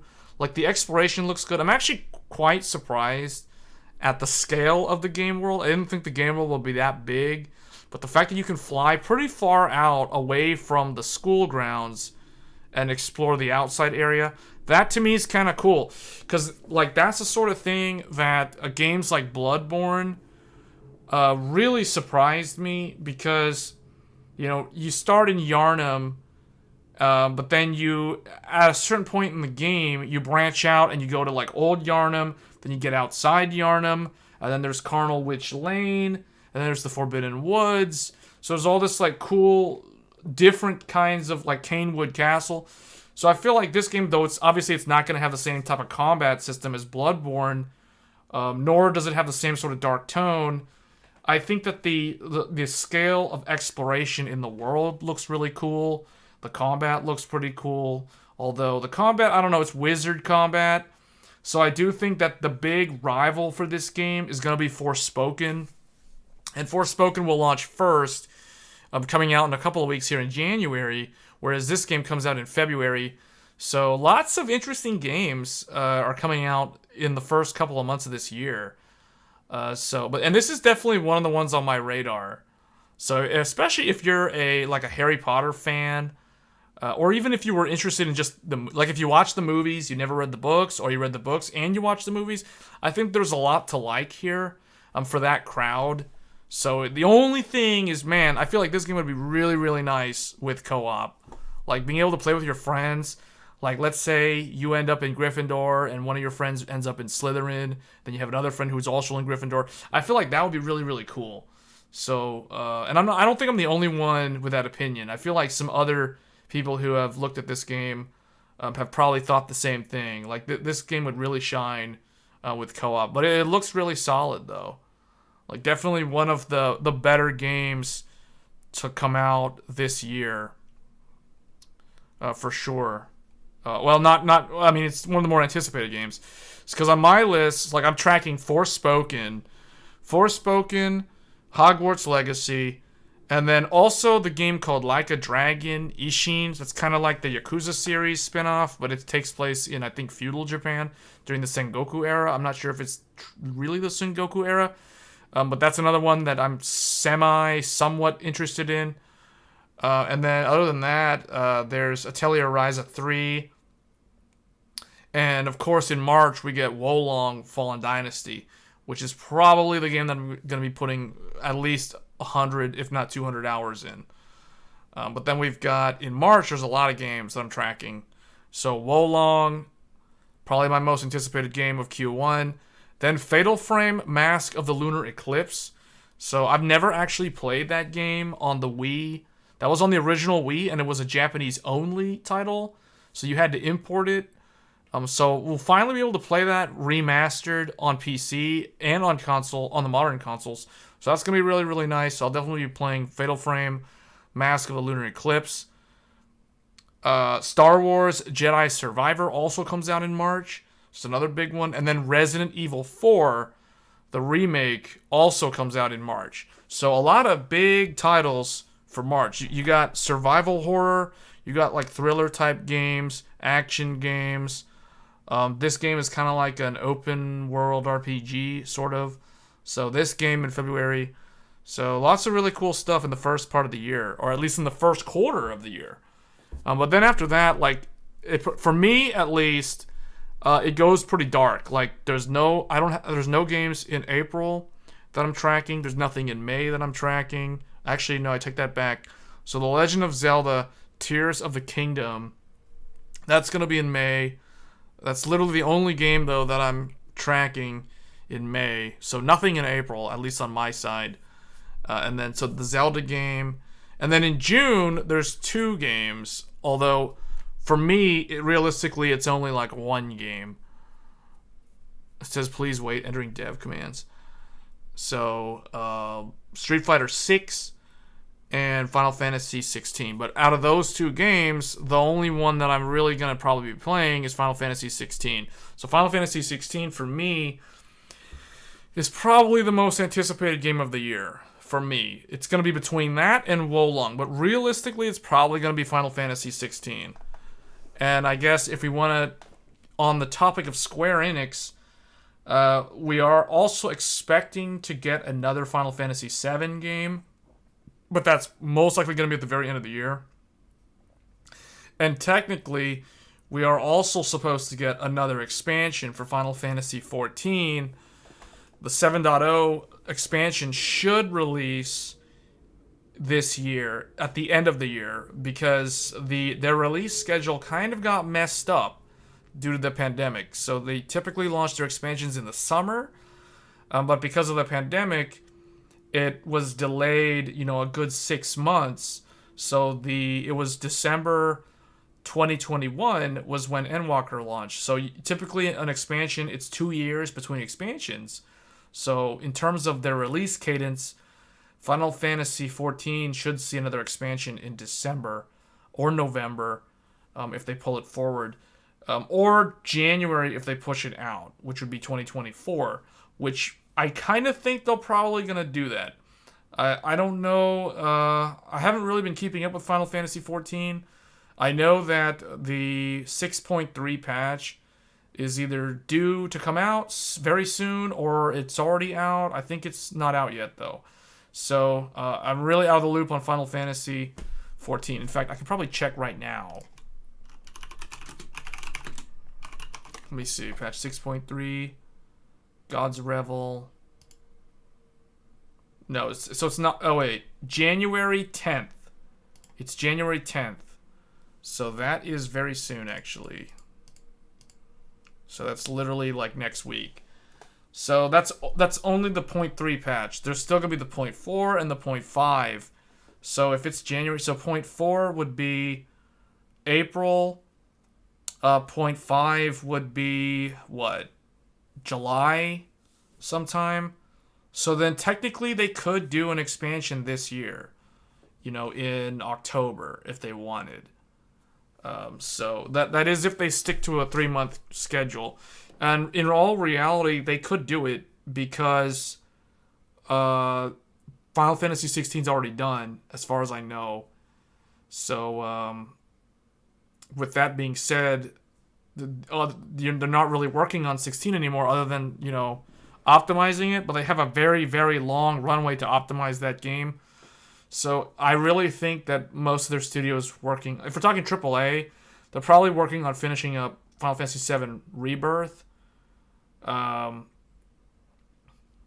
we should see that at the end of the year. So I could see them pushing 14's next expansion into 2024. Since Square Enix does have some big hyped games. 2 of them in particular, 16 and 7's Part 2, coming this year. So if they stick to that schedule, then I guess we don't need a 14 expansion. Now, I know the 14 fans, people that are playing current content, would disagree with me, but I kind of think that Yoshi's team needs to push 14 into 2024. And they need to either pull it forward and get it out in October, or they need to push it into like January or March of next year, or something like that. I don't know. I really think they should do it in October because they're so behind right now. But because it's 7.0, it's supposed to be a new story.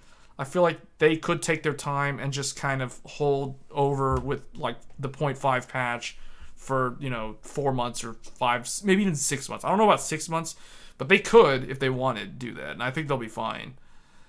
Because 14, I feel like 14's popularity has definitely cooled down compared to where it was even just 6 months ago.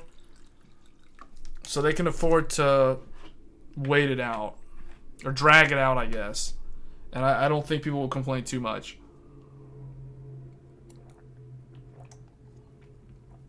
But that's basically what I'm tracking. So for me, for this channel, in terms of content on the channel for January, but it's going to be late January, it's going to be Forspoken. And then in February, I'm going to be playing Hogwarts Legacy. So the game that's showing right now, this guy is basically hiding the footage, but there we go. So this is what it looks like. And this is the combat in the game. So this game looks... I don't know, the combat looks okay. Honestly, you know, I was playing Scarlet Nexus the other day. The combat in this game looks a lot like Scarlet Nexus. So let me actually turn the audio on. We're starting off strong. So you guys can hear some of the audio. Was that Kujio? Oh my god. That's so cool. Yeah, so The fact that you can cast Avada Cadaver is like really OP. But obviously I don't think you start out with these spells. Hey Puffin, the Hogwarts, this Hogwarts looks cool. You'll notice that like yeah, I mean, from what I've seen, it looks pretty promising. Like I haven't been paying too much attention to Hogwarts Legacy until recently. I really wish like they would put a free demo out on Sony's PlayStation Store so I could try it out. But I don't know. I don't know if there are things on the screen that you just have questions about. Well, like I see like. But this looks really good. The The fact that you can hurl objects at enemies though is very reminiscent of like Scarlet Nexus. Considering I literally played that yesterday or the other day. So the community is astute. It really feels like Scarlet Nexus. At least the moving objects, throwing objects at enemies. The dodging also looks kind of like how it's there's kind of a delay when you roll. See, like it slows down the camera as the opponent's doing that attack, so you can dodge. It slows down time. That's kind of like Scarlet Nexus, which is fine because I thought Scarlet Nexus had a pretty decent combat system. But whenever you see but the thing that I would want to look at though is the schools. Like, do they actually show the different schools? Because what I think is cool about this game is like there's Gryffindor, Ravenclaw, Hufflepuff, and Slytherin, and all four. You can actually go to the four different. I guess they're the homerooms or what do they call them, the dorms. They all look pretty cool. Abilities that kind of bubble up under the player as he's fighting that force him to move. And there's different ways that we want the player to kind of move around on the battlefield. And that's actually a good link to the Ancient Magic meter in general. It looks like he's fighting goblins and random other wizards. And you're doing different abilities and you can kind of spec into it with your talents. There are different ways. This is one of those games where I feel like it's hard for me to determine like what is the objective of the game. Like there's a combat, there's some kind of battle happening here, unless this is some kind of just mission mode. And you're just basically surviving against a bunch of enemies. Kind of like old school Ninja Gaiden's mission mode. Builds up, at some point you strike someone and a piece of their magic kind of falls out of them. You'll see these blue orbs in the game world. But I think they're gonna use stuff like your wand. The type of wand that you have determines, like, you know, its maximum potential or its affinity for certain spells. I think they're gonna do stuff like that. I'm not 100% sure, but I don't doubt that they'll do that. There's another huge component of combat. Or I don't doubt that they won't do that, I should say. And then the other thing too is there's the Patronus. Change the way you play. And basically, which one of the animals that you get. A lot about what's going on with the plants and potions. And so the tools are really interesting. So this looks pretty cool. Like, so you can bring the potions and the plants that you grow in the room of requirement to combat. But I feel like this game has a lot of defeat enemies a lot quicker and more efficient. It has a lot of like random other things too. Like there's crafting, there's like modifying your room, building out, like there's farming and all kinds. There's like Harvest Moon elements to this game, which is another kind of interesting thing because a traditional RPG doesn't really focus too much on that. That's almost one of those, what do you call it? Those sim builder type games. I feel like this game has a lot of those sort of elements, but then it has this combat system, then it has the whole school system, then there's the overlying story. So, I don't know, it could be a really good game, or it could be like a game that's somewhat average, I guess. I don't know. You don't know if it could top Gary's mod Hogwarts RP? Right. I've never played that. So much like versatility. See, I've never played any Harry Potter games before, so I don't really know much about the video games from this type of universe. But I've seen all the movies. I've never read the books. I'm not like a super hardcore Harry Potter fan by any means. Or like a Fantastic Beasts. I think I've seen the Fantastic Beasts movie, and I've seen like all the Harry Potter movies. That's pretty much the extent of like what I know about Harry Potter and the Hogwarts universe, or the Wizarding world. No, that was super important to us. So All right, let me these, turn like, these guys multiple down ways. because And they're so you can talking way see too there's- much. There's a ton of different things you can use. Or turn it down. The Mandrake is one, so you can pull it out and it stuns with its like piercing cry enemies in a radius. But from what I can tell right now, the graphics on this game are going to be really, really good. So it's going to have some very demanding hardware requirements. I can just tell by looking at this. Like, even on the Steam page, the recommended graphics card for 1080p 60 is either an RX 5700 XT or a GTX 1080 Ti. So, and that's only for 1080p 60. And the other thing, too, is they do say that is for upscale quality settings. So upscale quality, does that mean FSR? Like, what does that actually mean? So, you know, this is going to require a pretty strong graphics card to run. Now, the CPU seems like it's pretty easy. It's either like a Ryzen 5 3600, so basically any Zen 2 processor is fine, or an Intel Coffee Lake processor is fine. So,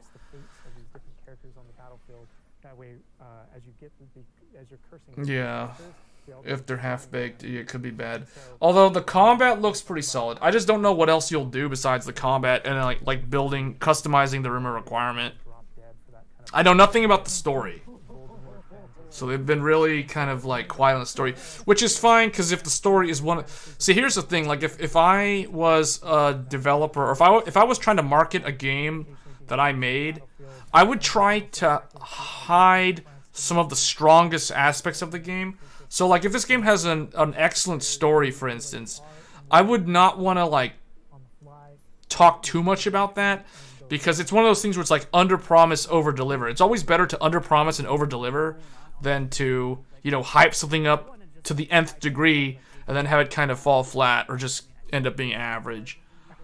So, I don't know anything about the story, but it seems like it's a pretty solid game. And speaking of plants and potions, we're going to be putting the dark arts away. Put those How do I... Oh, wait, I can make this full screen. Okay, so let's go to the other game. So the upcoming game that I've been tracking is Forspoken. So let's see if this actually has a trailer. Oh, it does. So is this is like a 1-minute trailer.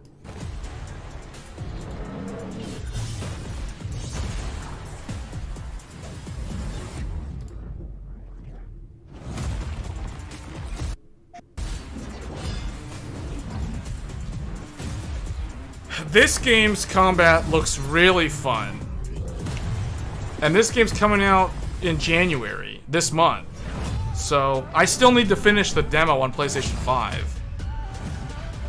But what is interesting is we have two, like, magic-themed games launching within 30 days of each other. I find that fascinating, because there hasn't really been a focus on, like, magic, wizardry-type games for a long time, especially from, like, a very heavy action focus. No, it's gonna be... So right now, the demo is available now on PS5. So, I mean, I've played a little bit of the demo. In fact, I could probably fire it up here and show it off. But it's gonna be on PC. Let me see, because it's already on. I saw the Steam page for it. On Steam, though, they don't actually reveal the hardware requirements, which is really weird, considering this game is coming out very soon. So on Steam, it launches on January 24th. But literally, there's no system requirements recommended or minimum listed yet, which I find kind of weird. You would expect them to already show that stuff. But this one definitely looks like it's going to be really cool. Like, Forspoken, it's basically a magic-themed, you know, essentially you're playing as a wizard or a witch or whatever. She's got, like, all kinds of spells and stuff. There's a lot of parkour, free-running style. It looks really cool. Like, Forspoken looks really good. But then there's Hogwarts. So it's like you have this coming out in January, and then you have this coming out on February 10th. That's literally what? Like, they're literally like 2.5 weeks apart from each other, and they're both magic wizard themed games with very different look and feel. So that's kind of cool. Jumper. And I think that's a good jumping off point for the personalization of the space as well, not just your But these are two character games and that I plan to get character, but actually the it's coming space up of soon. the- So I'll be covering something Forspoken. unique I'll be to covering Hogwarts Legacy. Yeah, it was super important. I'm just kind of looking at my calendar here.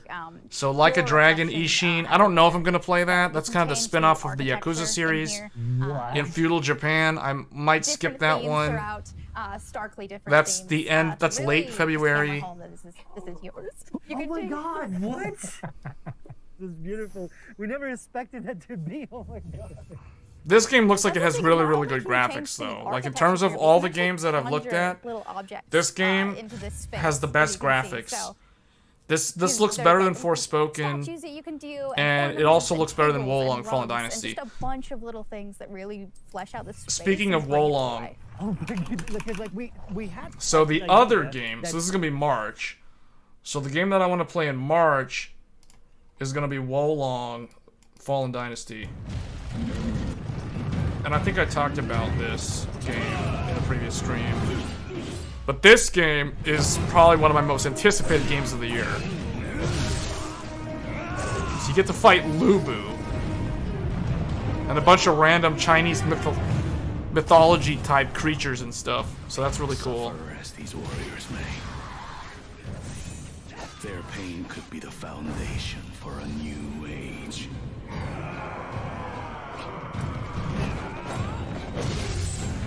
The music almost has like a Demon Souls sort of with the violins and stuff. That's pretty cool.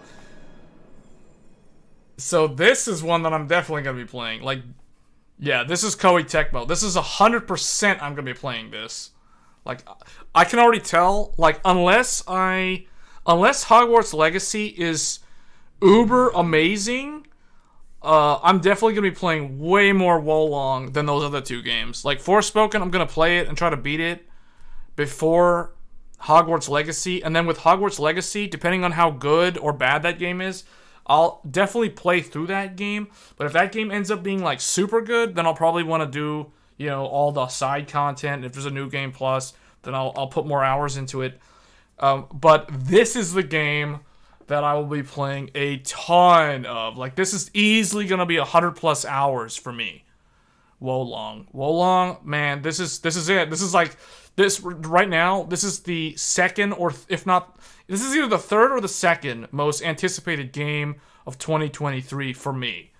So, because you guys can tell, like, I'm someone who likes action games. So, like, I'm a big fan of Demon Souls, Dark Souls, Bloodborne, Sekiro, all From Software type games. I've covered those extensively in the past.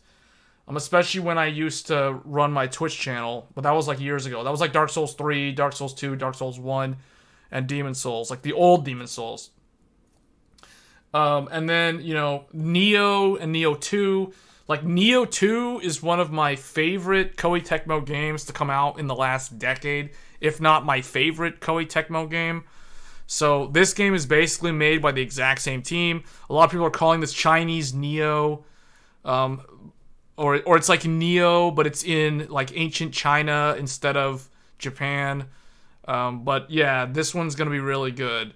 Because when you watch like those trailers of those other type of games that are made by Chinese development studios, they look really cool. Like, the concept videos look really good.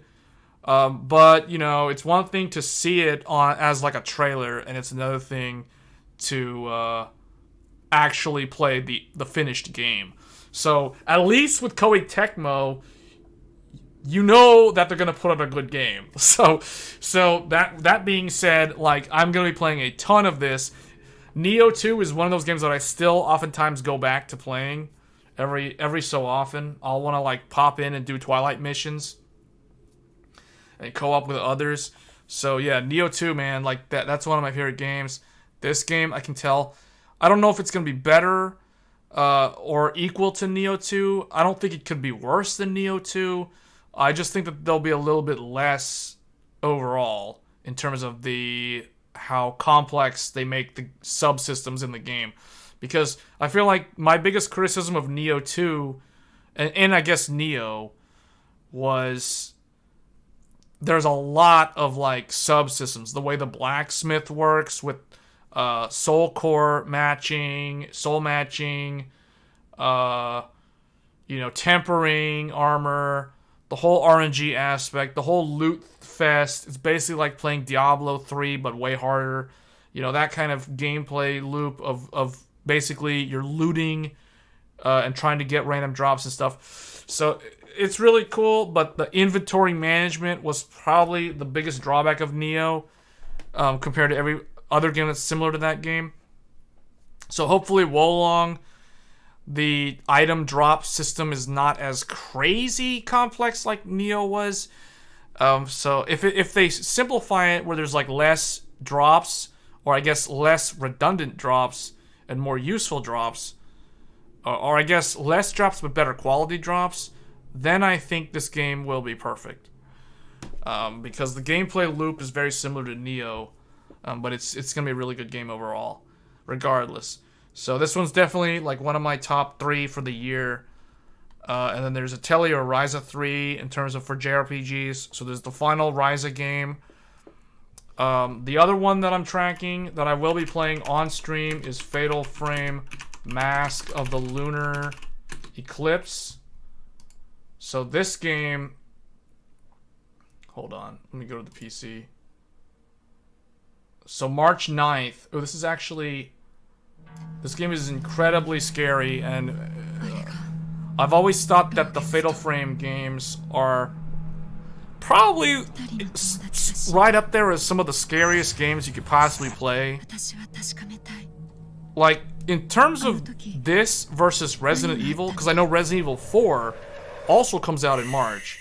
This game is going to make Resident Evil 4 look like a joke in terms of how scary it is.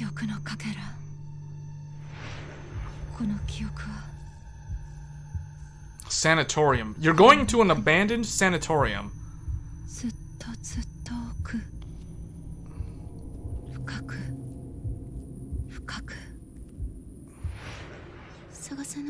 But I'm so glad they redid this game, because this game, the only way to play this game, the original, was on a Nintendo Wii.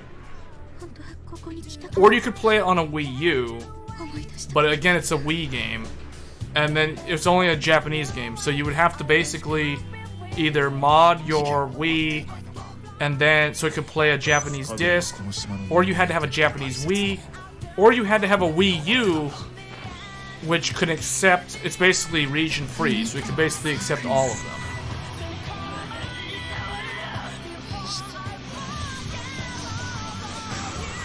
Okay, hopefully I'm gonna like mute that because I don't want to get demonetized if that's like one of those licensed songs. But you can see the gameplay in this is gonna be terrifying. I can already tell, like just the way the imagery is, it's like way scarier than Resident Evil 4.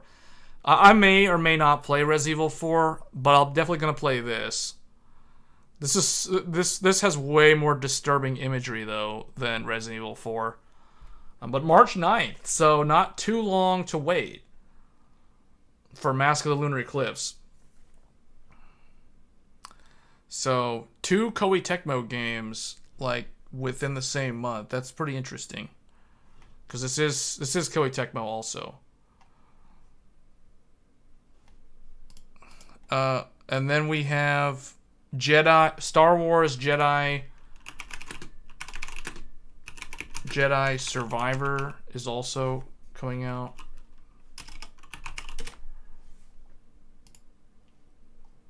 So this is March 17th. The order is gone. I was betrayed by the one I trusted most. I will not be imprisoned again.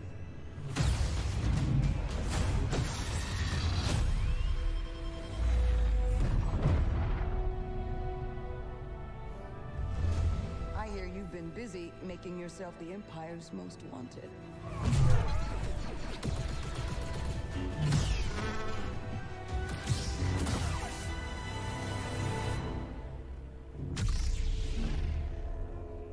Jedi.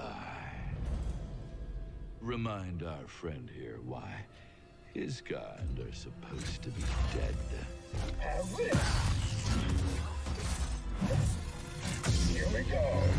This looks like it's gonna be good too. Lots of action games. Lots of single-player action games. Although in the case of Wolong, Wolong has co-op.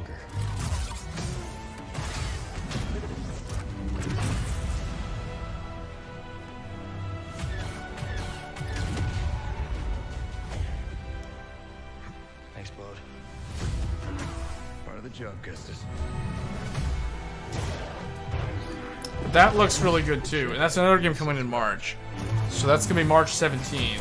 Now that we have this. And then, of course, Resident Evil 4. So this is another one. This is the last major game of quarter one of 2023 in terms of like most anticipated games.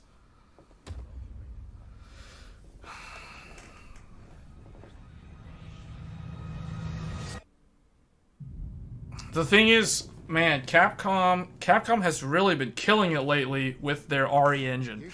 Capcom has been putting out so many quality games, starting with Resident Evil 7 back in 2017. But see, this is what I've always said. Like, the thing about Japanese developers will... They used to, like, build an engine for every single game that they made. Like, they would make a game... Then, for the next game, they'd basically make, like, a whole nother... They'd redo everything from scratch. Now, I think most of the big-name Japanese publishers like Capcom, Koei Tecmo, they now have an engine that they can build off of and iterate, like, with each game. So, like, Resident Evil 7 was kind of the first major title that used the new RE engine. Then there was Devil May Cry 5. Then there was Resident Evil 2 Remake. Resident Evil 3 Remake, Resident Evil Village, and then now this game. Ashley, run! The entire world shall overflow with his grace. What's happening to me? Now, abandon your body. Leave the girl. She's lost no matter what. Now that he has chosen death. You gotta be kidding me.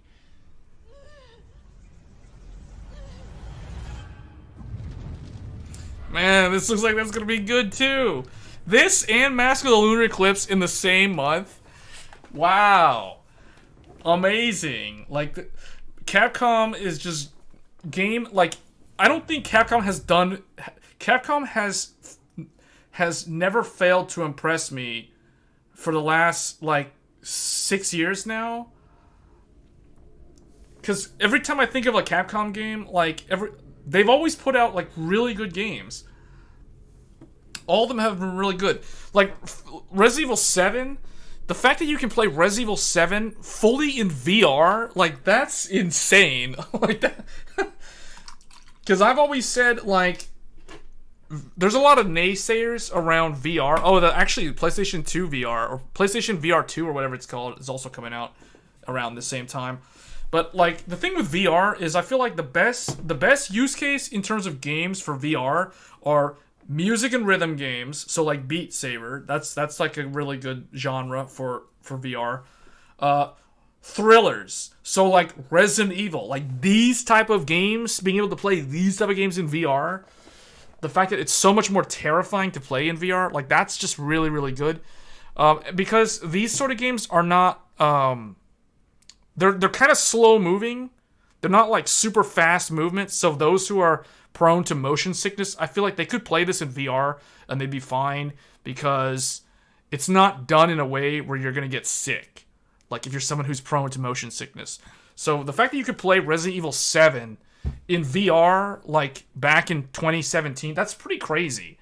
Like Capcom has never seemed to fail. Like, they always seem to succeed with, like, really, really good titles. Because, like, even in, 2018, they didn't put out a Resident Evil game. Instead, they launched Monster Hunter World. And Monster Hunter World was, like, the best Monster Hunter game they've ever made. So, just, like, an insane amount of quality. Like, I don't know if Monster Hunter... I don't think Monster Hunter uses the RE engine. but they have put out so many games with the RE engine that have never failed to impress on a visual level. On top of the fact that their games always have excellent audio, but also just the overall quality. Like, they put out game after game, year after year, and none of their games are buggy. Like, you know, there are other developers, I'm not going to name names, but there are other developers who take 5+ years to put out a game, and then it's a buggy mess at release.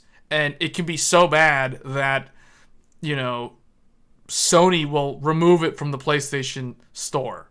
You know, I'm not going to name any names, but we all know the sort of games that have done that's happened to. But, like, when it comes to Capcom, no. They put out Resident Evil 2, Resident Evil 3, they put out Resident Evil Village, now Resident Evil 4. Like, just super good. And then, like, Monster Hunter World Iceborne, Monster Hunter Rise. Rise has that expansion, I forgot the name of it. Devil May Cry 5 was a huge success. Like, that was an amazing game too, that used the RE engine. So, like, really, really good. But then, in terms of what I'm tracking, this is the big one. Hold up. Why is it... Okay, this is the big one for me. I'm going to hold the enemy here while you make your escape.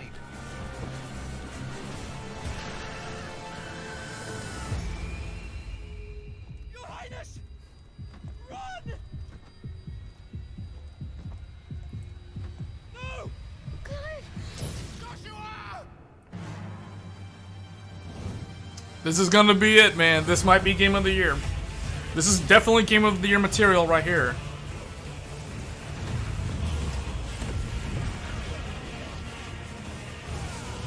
Oh, I gotta look up Armored Core real quick.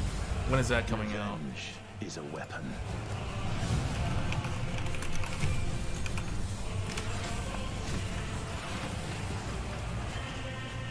I sometimes wonder if I am controlling it, or if it's controlling me. This doesn't say.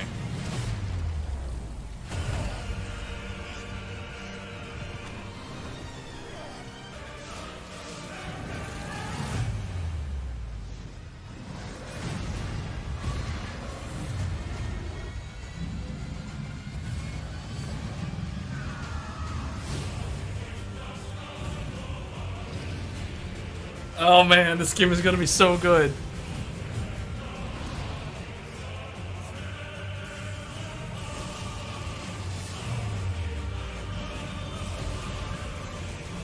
It even has like the Devil May Cry 5, the sound effect when Virgil does that move with the sword. No matter how bitter the truth that awaits me, I will press on.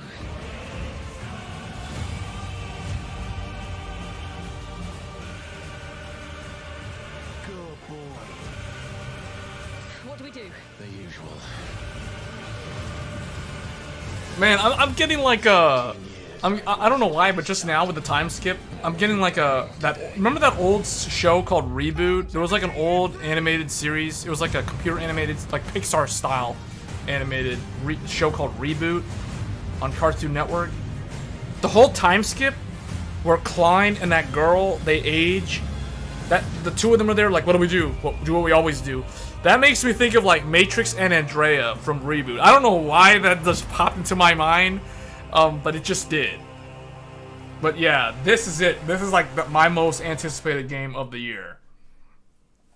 So June 22nd.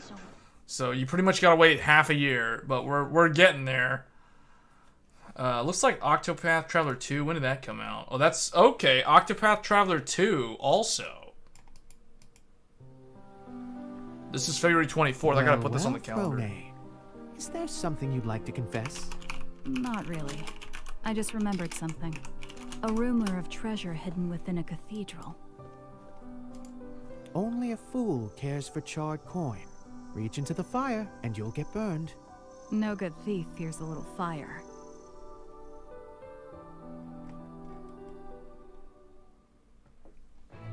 I steal what our clients want and eliminate those who stand in their way. The cycle repeats. Again and again and again. We do what we can to survive in this stub. Living with a collar. Alright, so this one, we don't need to play the entire trailer, parents. but this is another really good one. Final serious. Fantasy VII Rebirth. Sullied my good name, you wretched worm. Let's see, this is another one. It says Q4 of 2023. What are you implying? That I died? That I'm so... Hold on, let's see. What So we've this done, one should be this that's year set in too. stone. Well, this one's gonna be waiting for a while. But the future, even if it has been written, can be changed. So focus on the future, not the past. He wants to finish what he started. He wants to reclaim his birthright and rule over the planet with Genova at his side. I saw you lying there. I figured it was too late. Wait, what are you implying? That I died? That I'm some kind of imposter?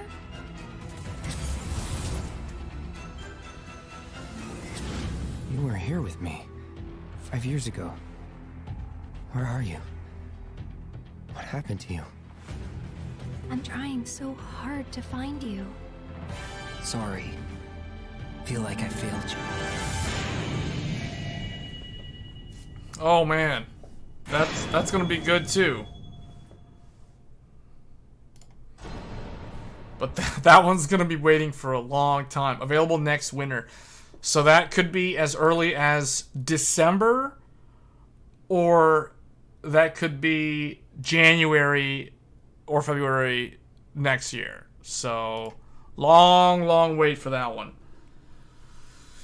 But they're saying 25th anniversary, so I think that's supposed to be... Hold on. Final Fantasy VII wasn't that 20 or 1997? Maybe in Japan, maybe it was 1996.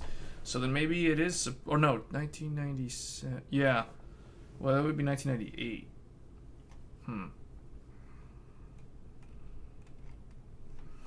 So that's a lot of like really interesting games. So Square Enix is basically spaced out. The other thing too is I don't know if there's going to be a Final Fantasy XIV expansion, because technically, because if you remember when Endwalker launched, which was basically December of 2021, we should be getting another 14 expansion this year, or I mean we're supposed to, but I don't think I don't know. It's like it's way too early to say. Like we're only getting the 0.3 patch next week, so yeah, I don't know. It would be like October would be my guess, or November would be like the 7.0 patch. But that's kind of a weird time of the year to have an expansion. So maybe they'll push it. I don't know what they're gonna do. The holiday season does kind of make sense, but we'll see. This is a game. 7 Rebirth is not being made by Creative Business Unit 3 or whatever their name is, but you know, this is one where, I mean, I kind of think there should be a 14 expansion this year, but I wouldn't be surprised if we don't get one, just because we're getting 16 and we're getting Rebirth. But 16 is basically in June, so you know, I don't know. But that's pretty much it. Kingdom Hearts 4, nobody knows. That one's unknown at this point in time. I wouldn't expect that to show up.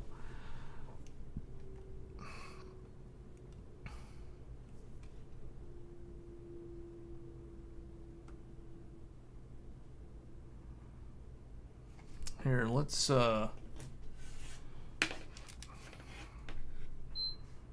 what I want to do.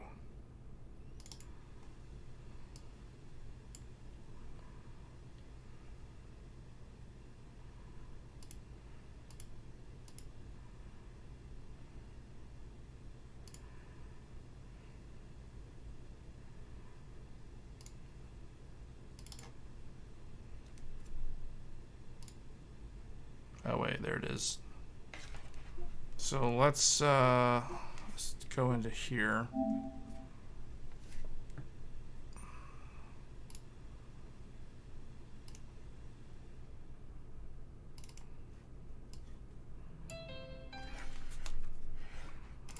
Let's bring this up.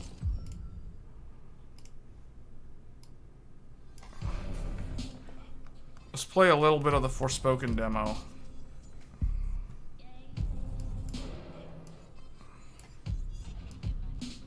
How can I do this? I need to...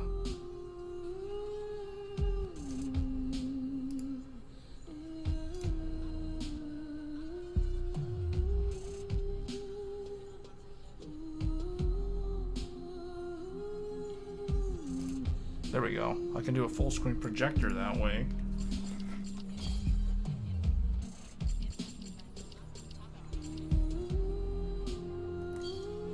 Need to bring the audio down. The audio is like way too loud.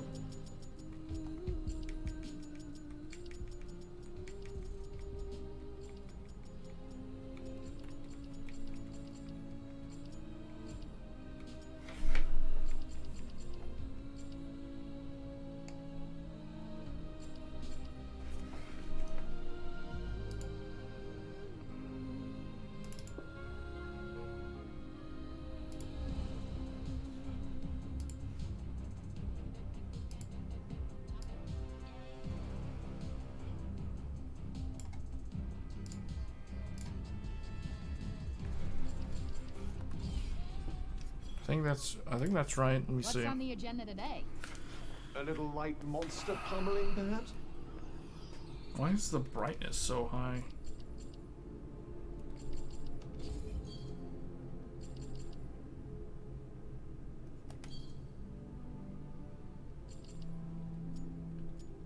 Oh, you got ray tracing on here. Motion blur, turn that off.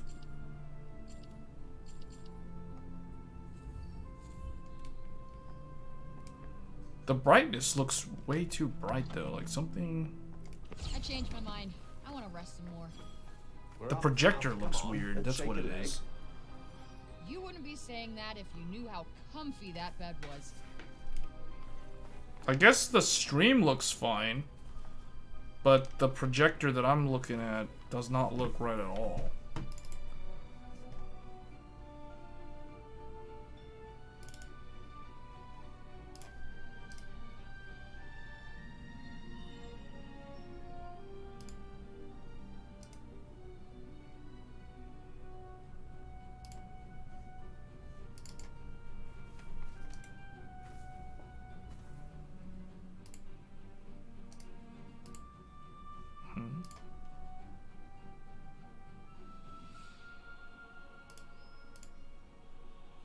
That's weird.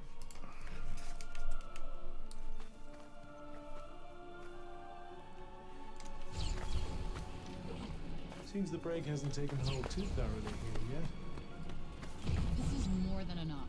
Thanks. Oh wait, you guys aren't hearing the audio. I think you're not.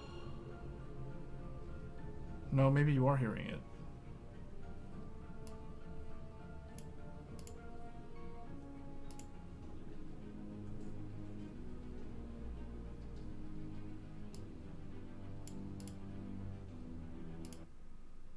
Custom resolution? No, I want default.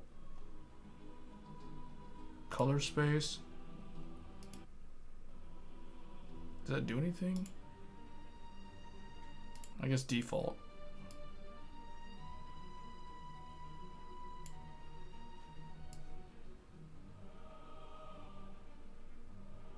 Okay, I guess the audio is coming through.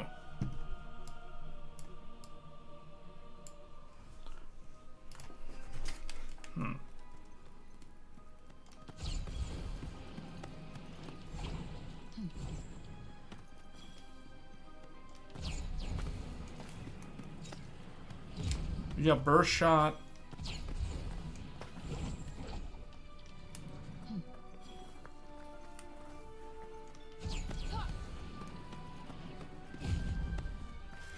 Well, how does this look on stream? I'm curious to know. A gaggle of troublemakers. The weak ones hunt in packs, huh?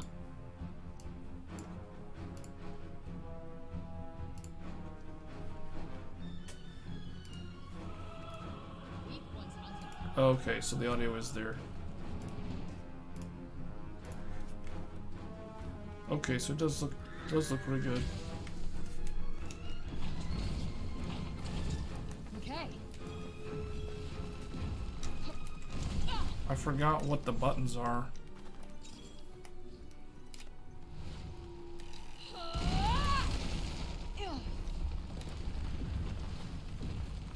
The shield.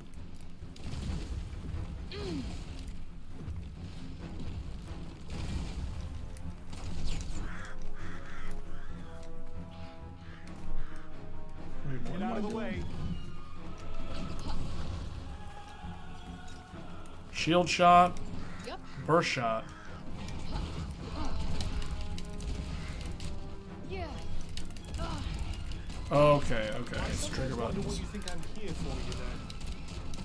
I sometimes wonder how come a little guy like you needs such a good shield.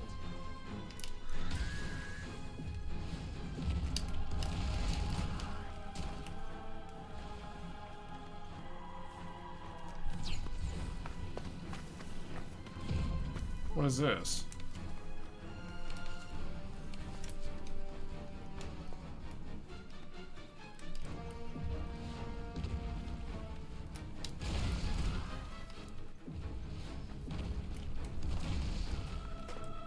That's a big bird.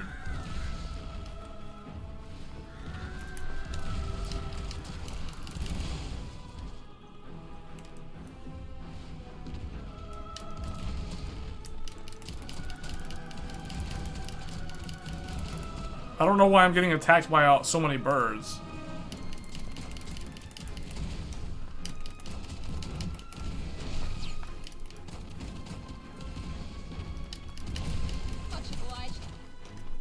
Finish the job. She like elbowed that deer in the side and it died from that. That's I don't know if that's hilarious or if that's sad or for the deer or what.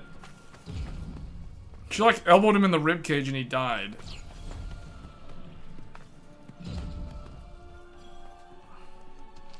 Did you find something? Wait, so this is jump?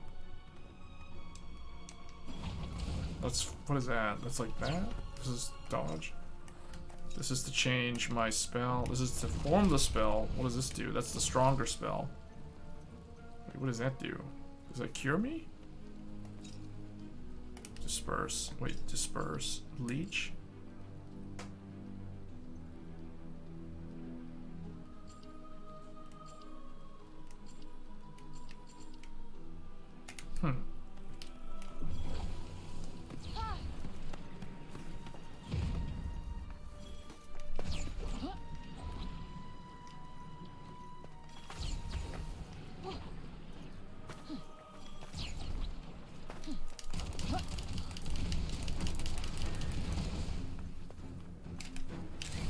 Gotcha. The advantage is ours.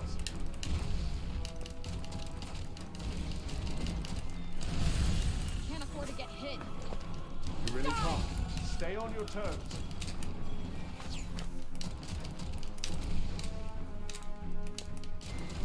Oh, bind, I can't use it as a long cooldown. See, so this game is kind of like the Harry Potter game, or the Hogwarts Legacy game, except this game has I think the combat in this game is way faster paced.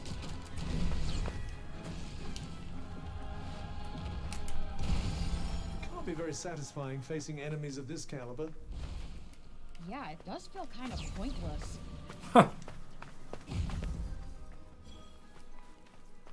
It does feel kind of pointless. I can't take that? Why can't I pick that up?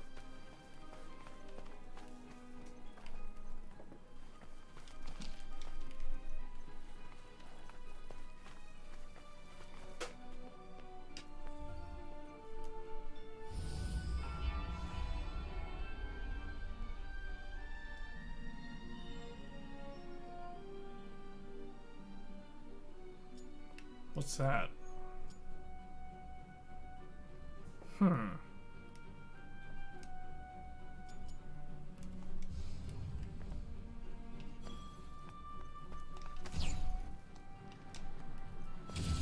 Shit. Thought I was dead for sure. You weren't the only one. There are slightly more of them than I'd like. Huh, this'll be a pushover. Birds again?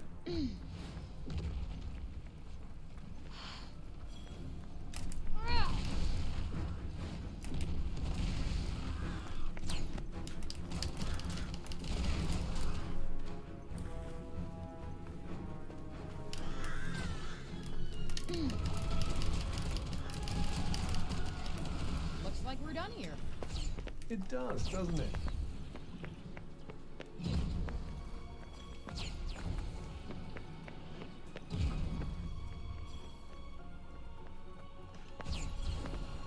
Oh wait, there's items that I should be looting.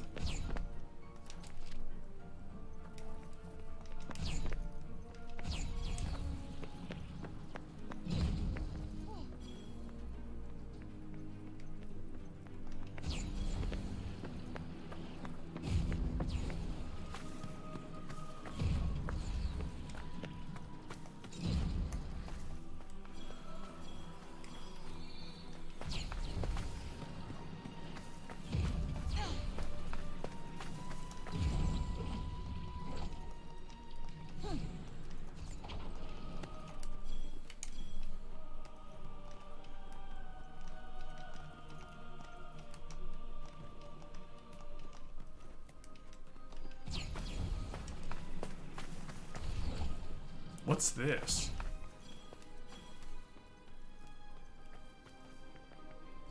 Kinda squishy around here.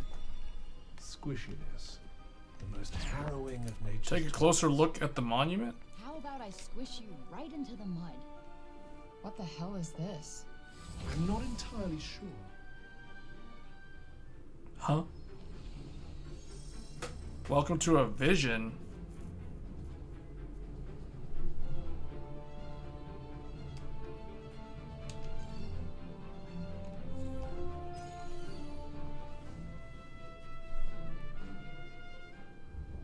Keep the townspeople safe for the allotted time.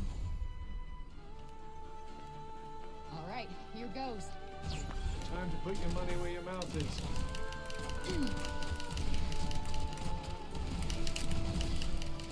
You're too close, for goodness sake. Can't help it. They're so fucking clingy.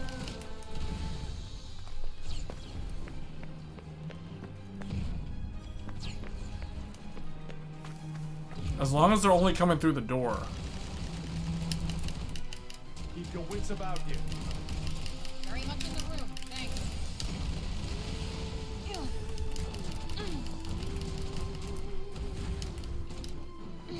Well, do something.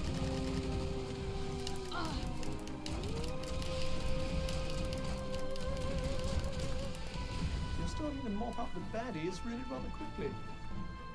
Probably because you're starting to make yourself useful. Oh wait, they're coming from the other side.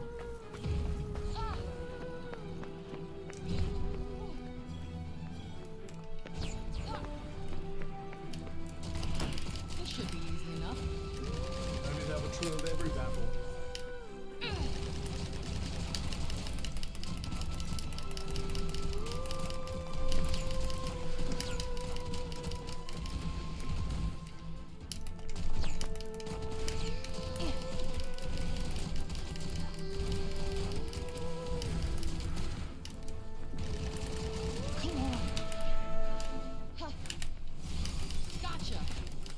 advantage is ours.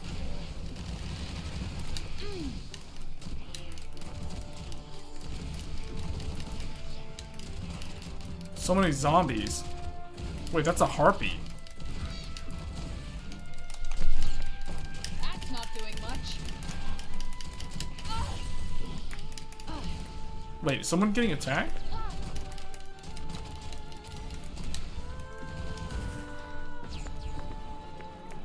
No, wait. This one's something of a handful. I don't mind. Keep me on my toes. Oh, we got some coming in over here.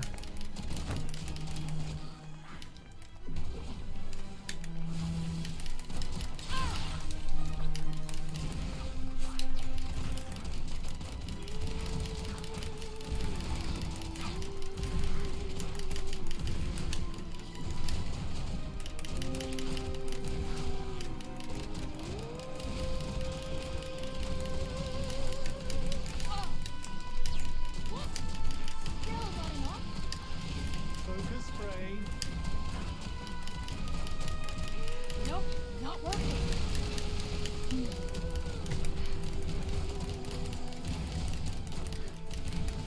Time is of the essence, Frey. Is that supposed to be helpful?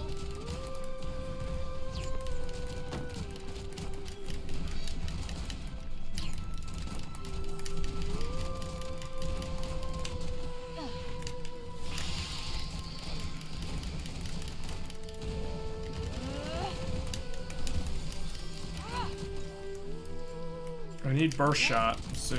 No, not burst shot. Try scatter shot? Do you think you might consider getting hit a little less?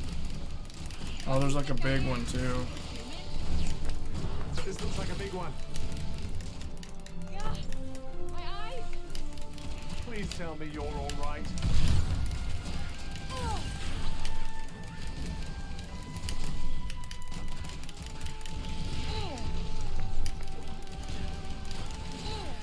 Pretty decent.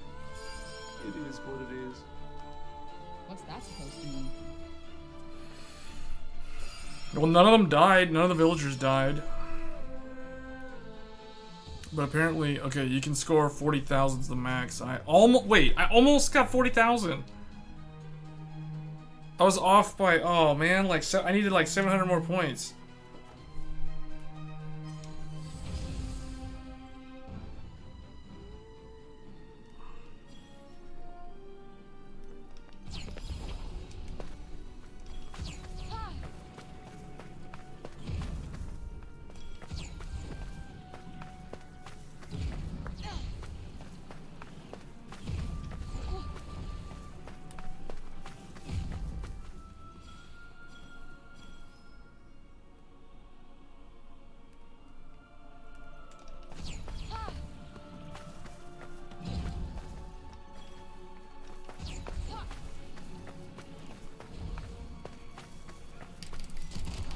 This should be easy enough. If only that were true of every battle.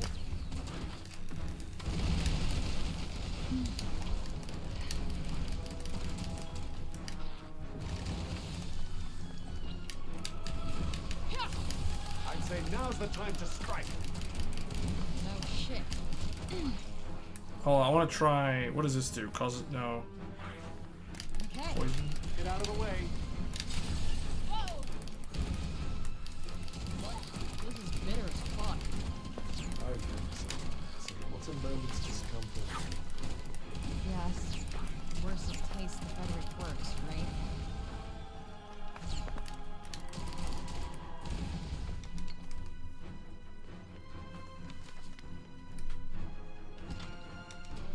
Better than nothing, I suppose. I'll be the judge of that.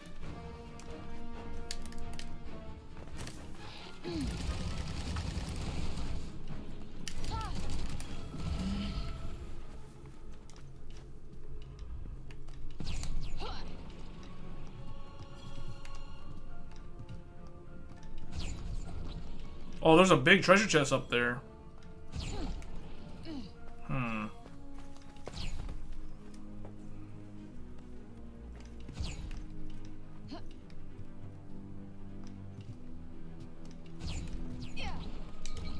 Yeah. Shit. Looks like some kind of lock.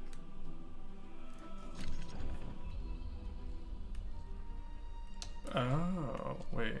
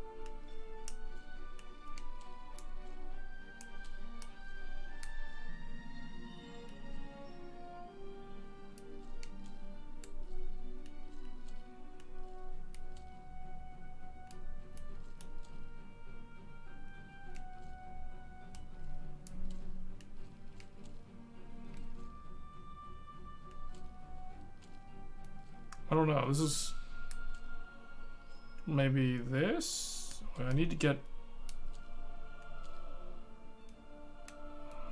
Oh, I need to get that piece over there. Wait a minute.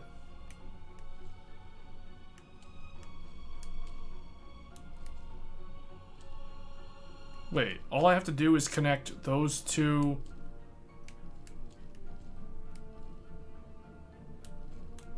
All I gotta do is connect that? Wait a minute, this is so confusing. So all I gotta do is get this guy, or this piece, to connect.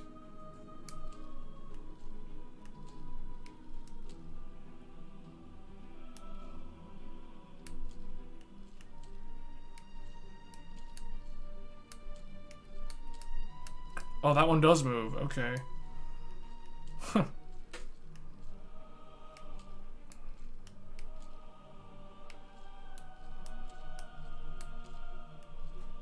Hold on. Let me go back. Yes, I want to start over because I think I messed it up really bad. You know what? I'm just not in the mood.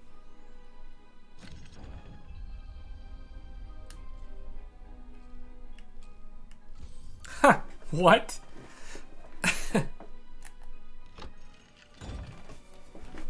Oh, what a pain. There better be something good inside. Damn, Cuff. Check this out. Old coin. I might even be. What is this?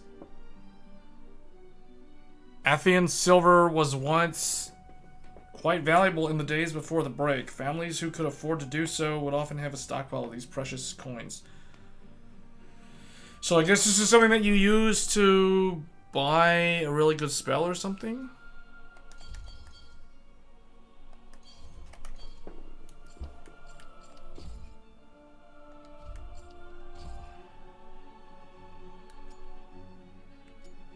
This. Oh yeah, because her purple magic is really strong with this one. Trying to describe that as awesome, you know.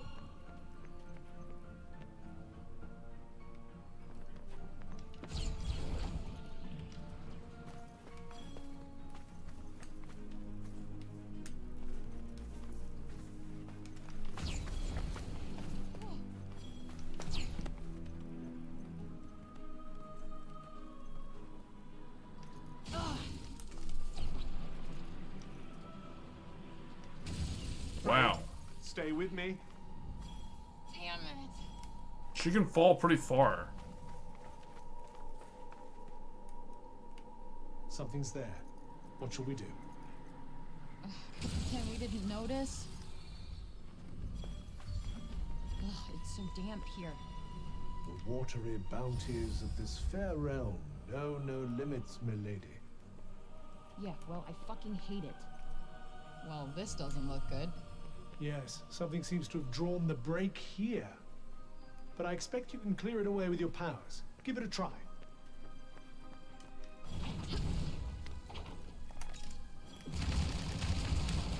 Oh wow.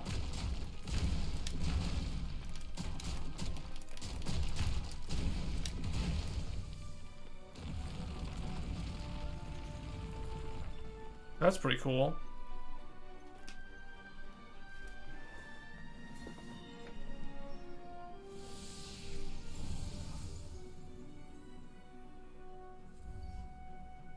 Oh wow, defense +5, that's cool. Objective 4 complete.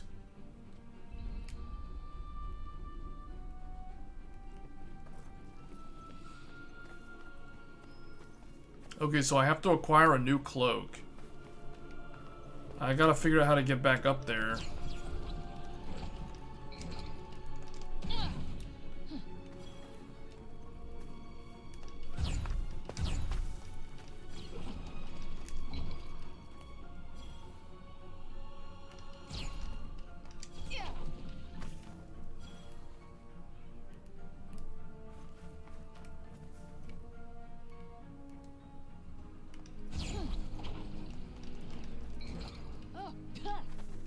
What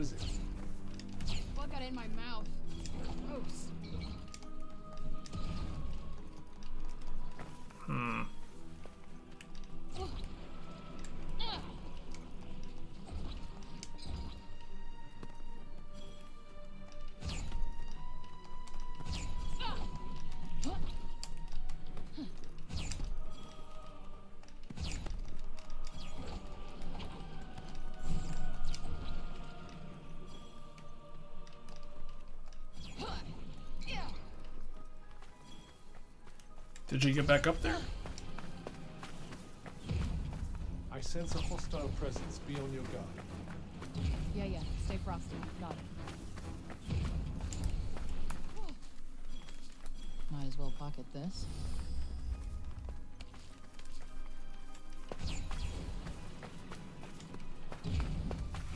Looks like everybody showed up. Might as well make the most of the opportunity. Do I have to?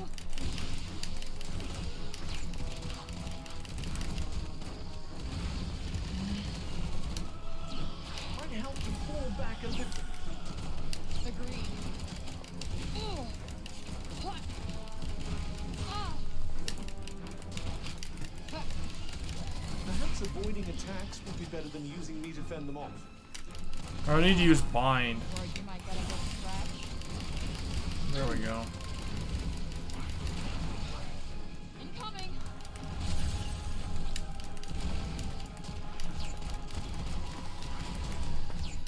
Ha. I do feel pain, you know. Let me guess. Mentally, at least. You know me so well.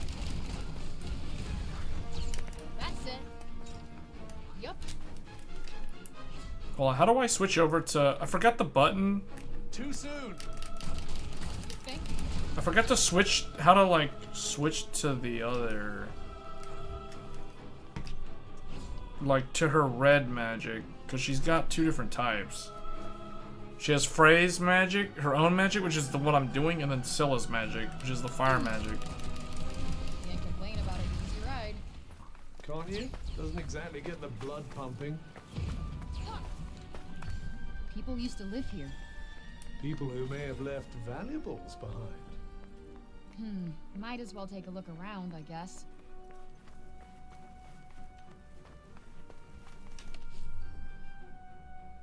Dodge rolls.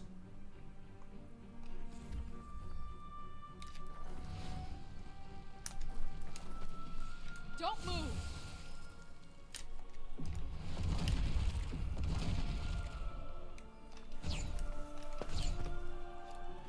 You need to be a little more patient. You done stating the obvious?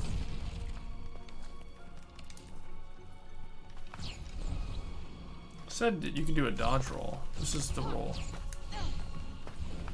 I'd imagine you'll have this wrapped up pretty quickly. Yep, no sweat. Come on.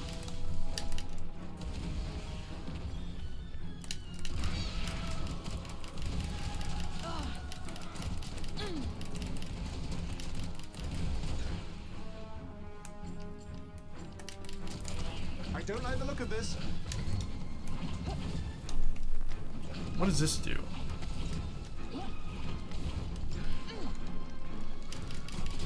She can't hit That's not them. doing much.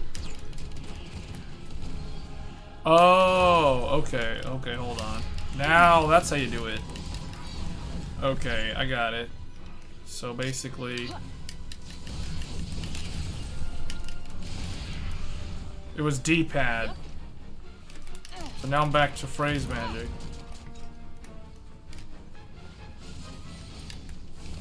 Gotcha. The advantage is ours.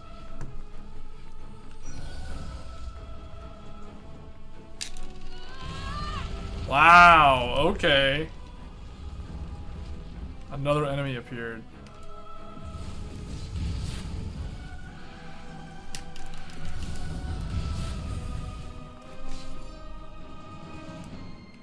These are things of what?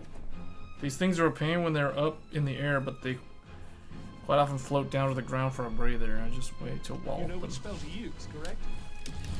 Yes. Shut up. That was close. Yes, close to me.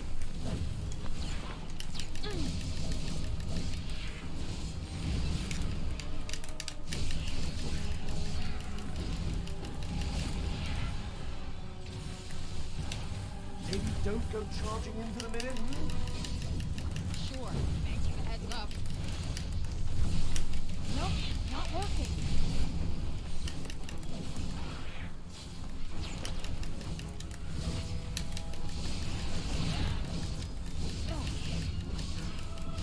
Time is of the essence, Frey.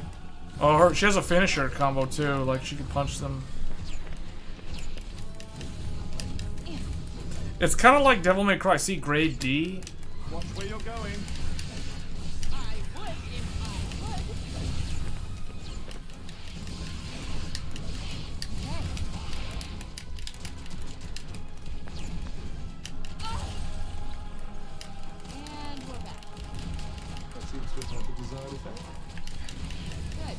Because it tasted like fun. Oh.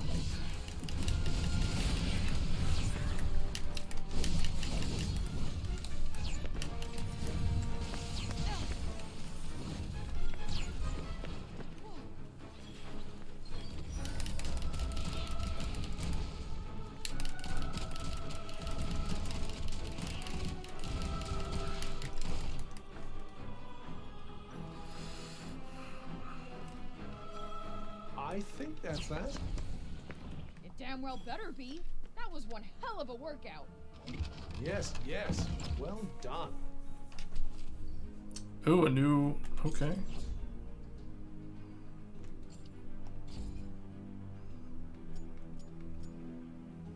Immune to daze.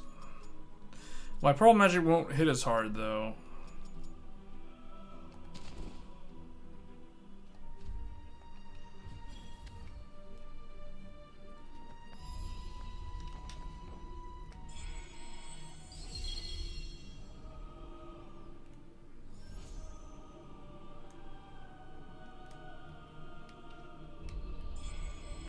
Extra challenge, defeat a powerful enemy.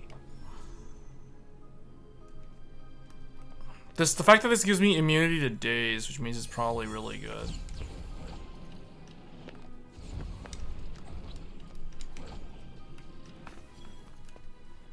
New magic available. Drag and drop. Ooh, that's good. Switching to Celia's magic. Oh, wow.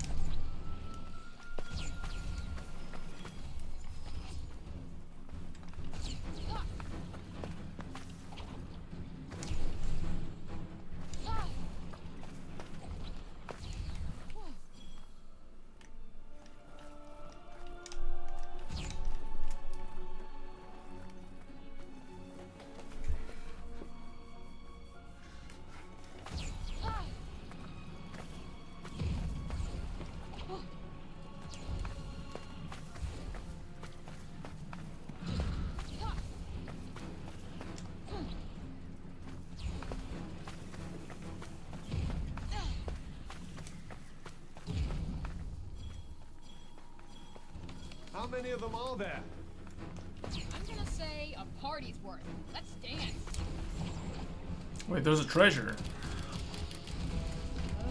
Alright, I'm going with fire magic. That's it.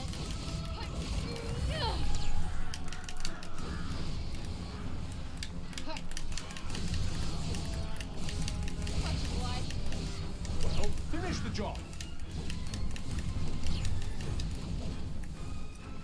I sometimes wonder what you think I'm here for, you know. I sometimes wonder how come a little guy like you makes such a good shield.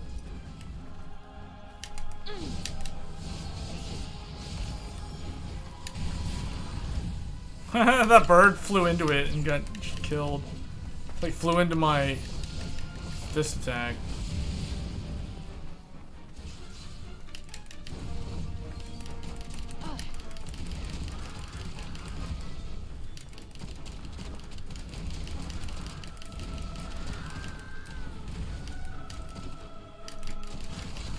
Done, I guess. You almost sound disappointed. Who, me? Hell no. That was plenty.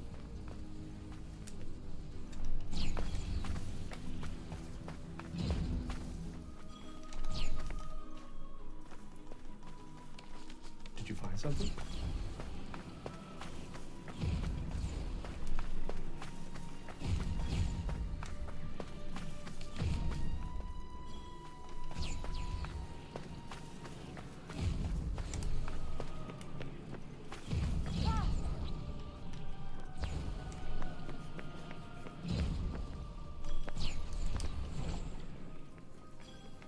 on. Let's just fast travel.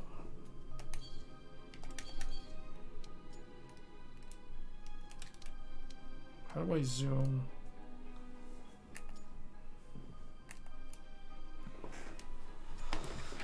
Where's that objective? Oh, here's the bridge.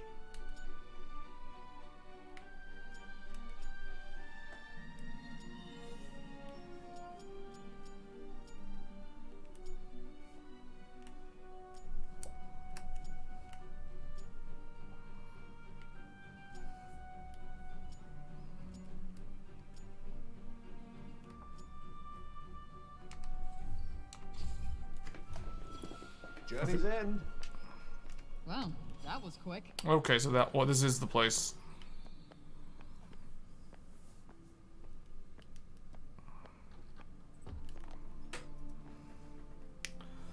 All right. Well, I think that's a good stopping point for me.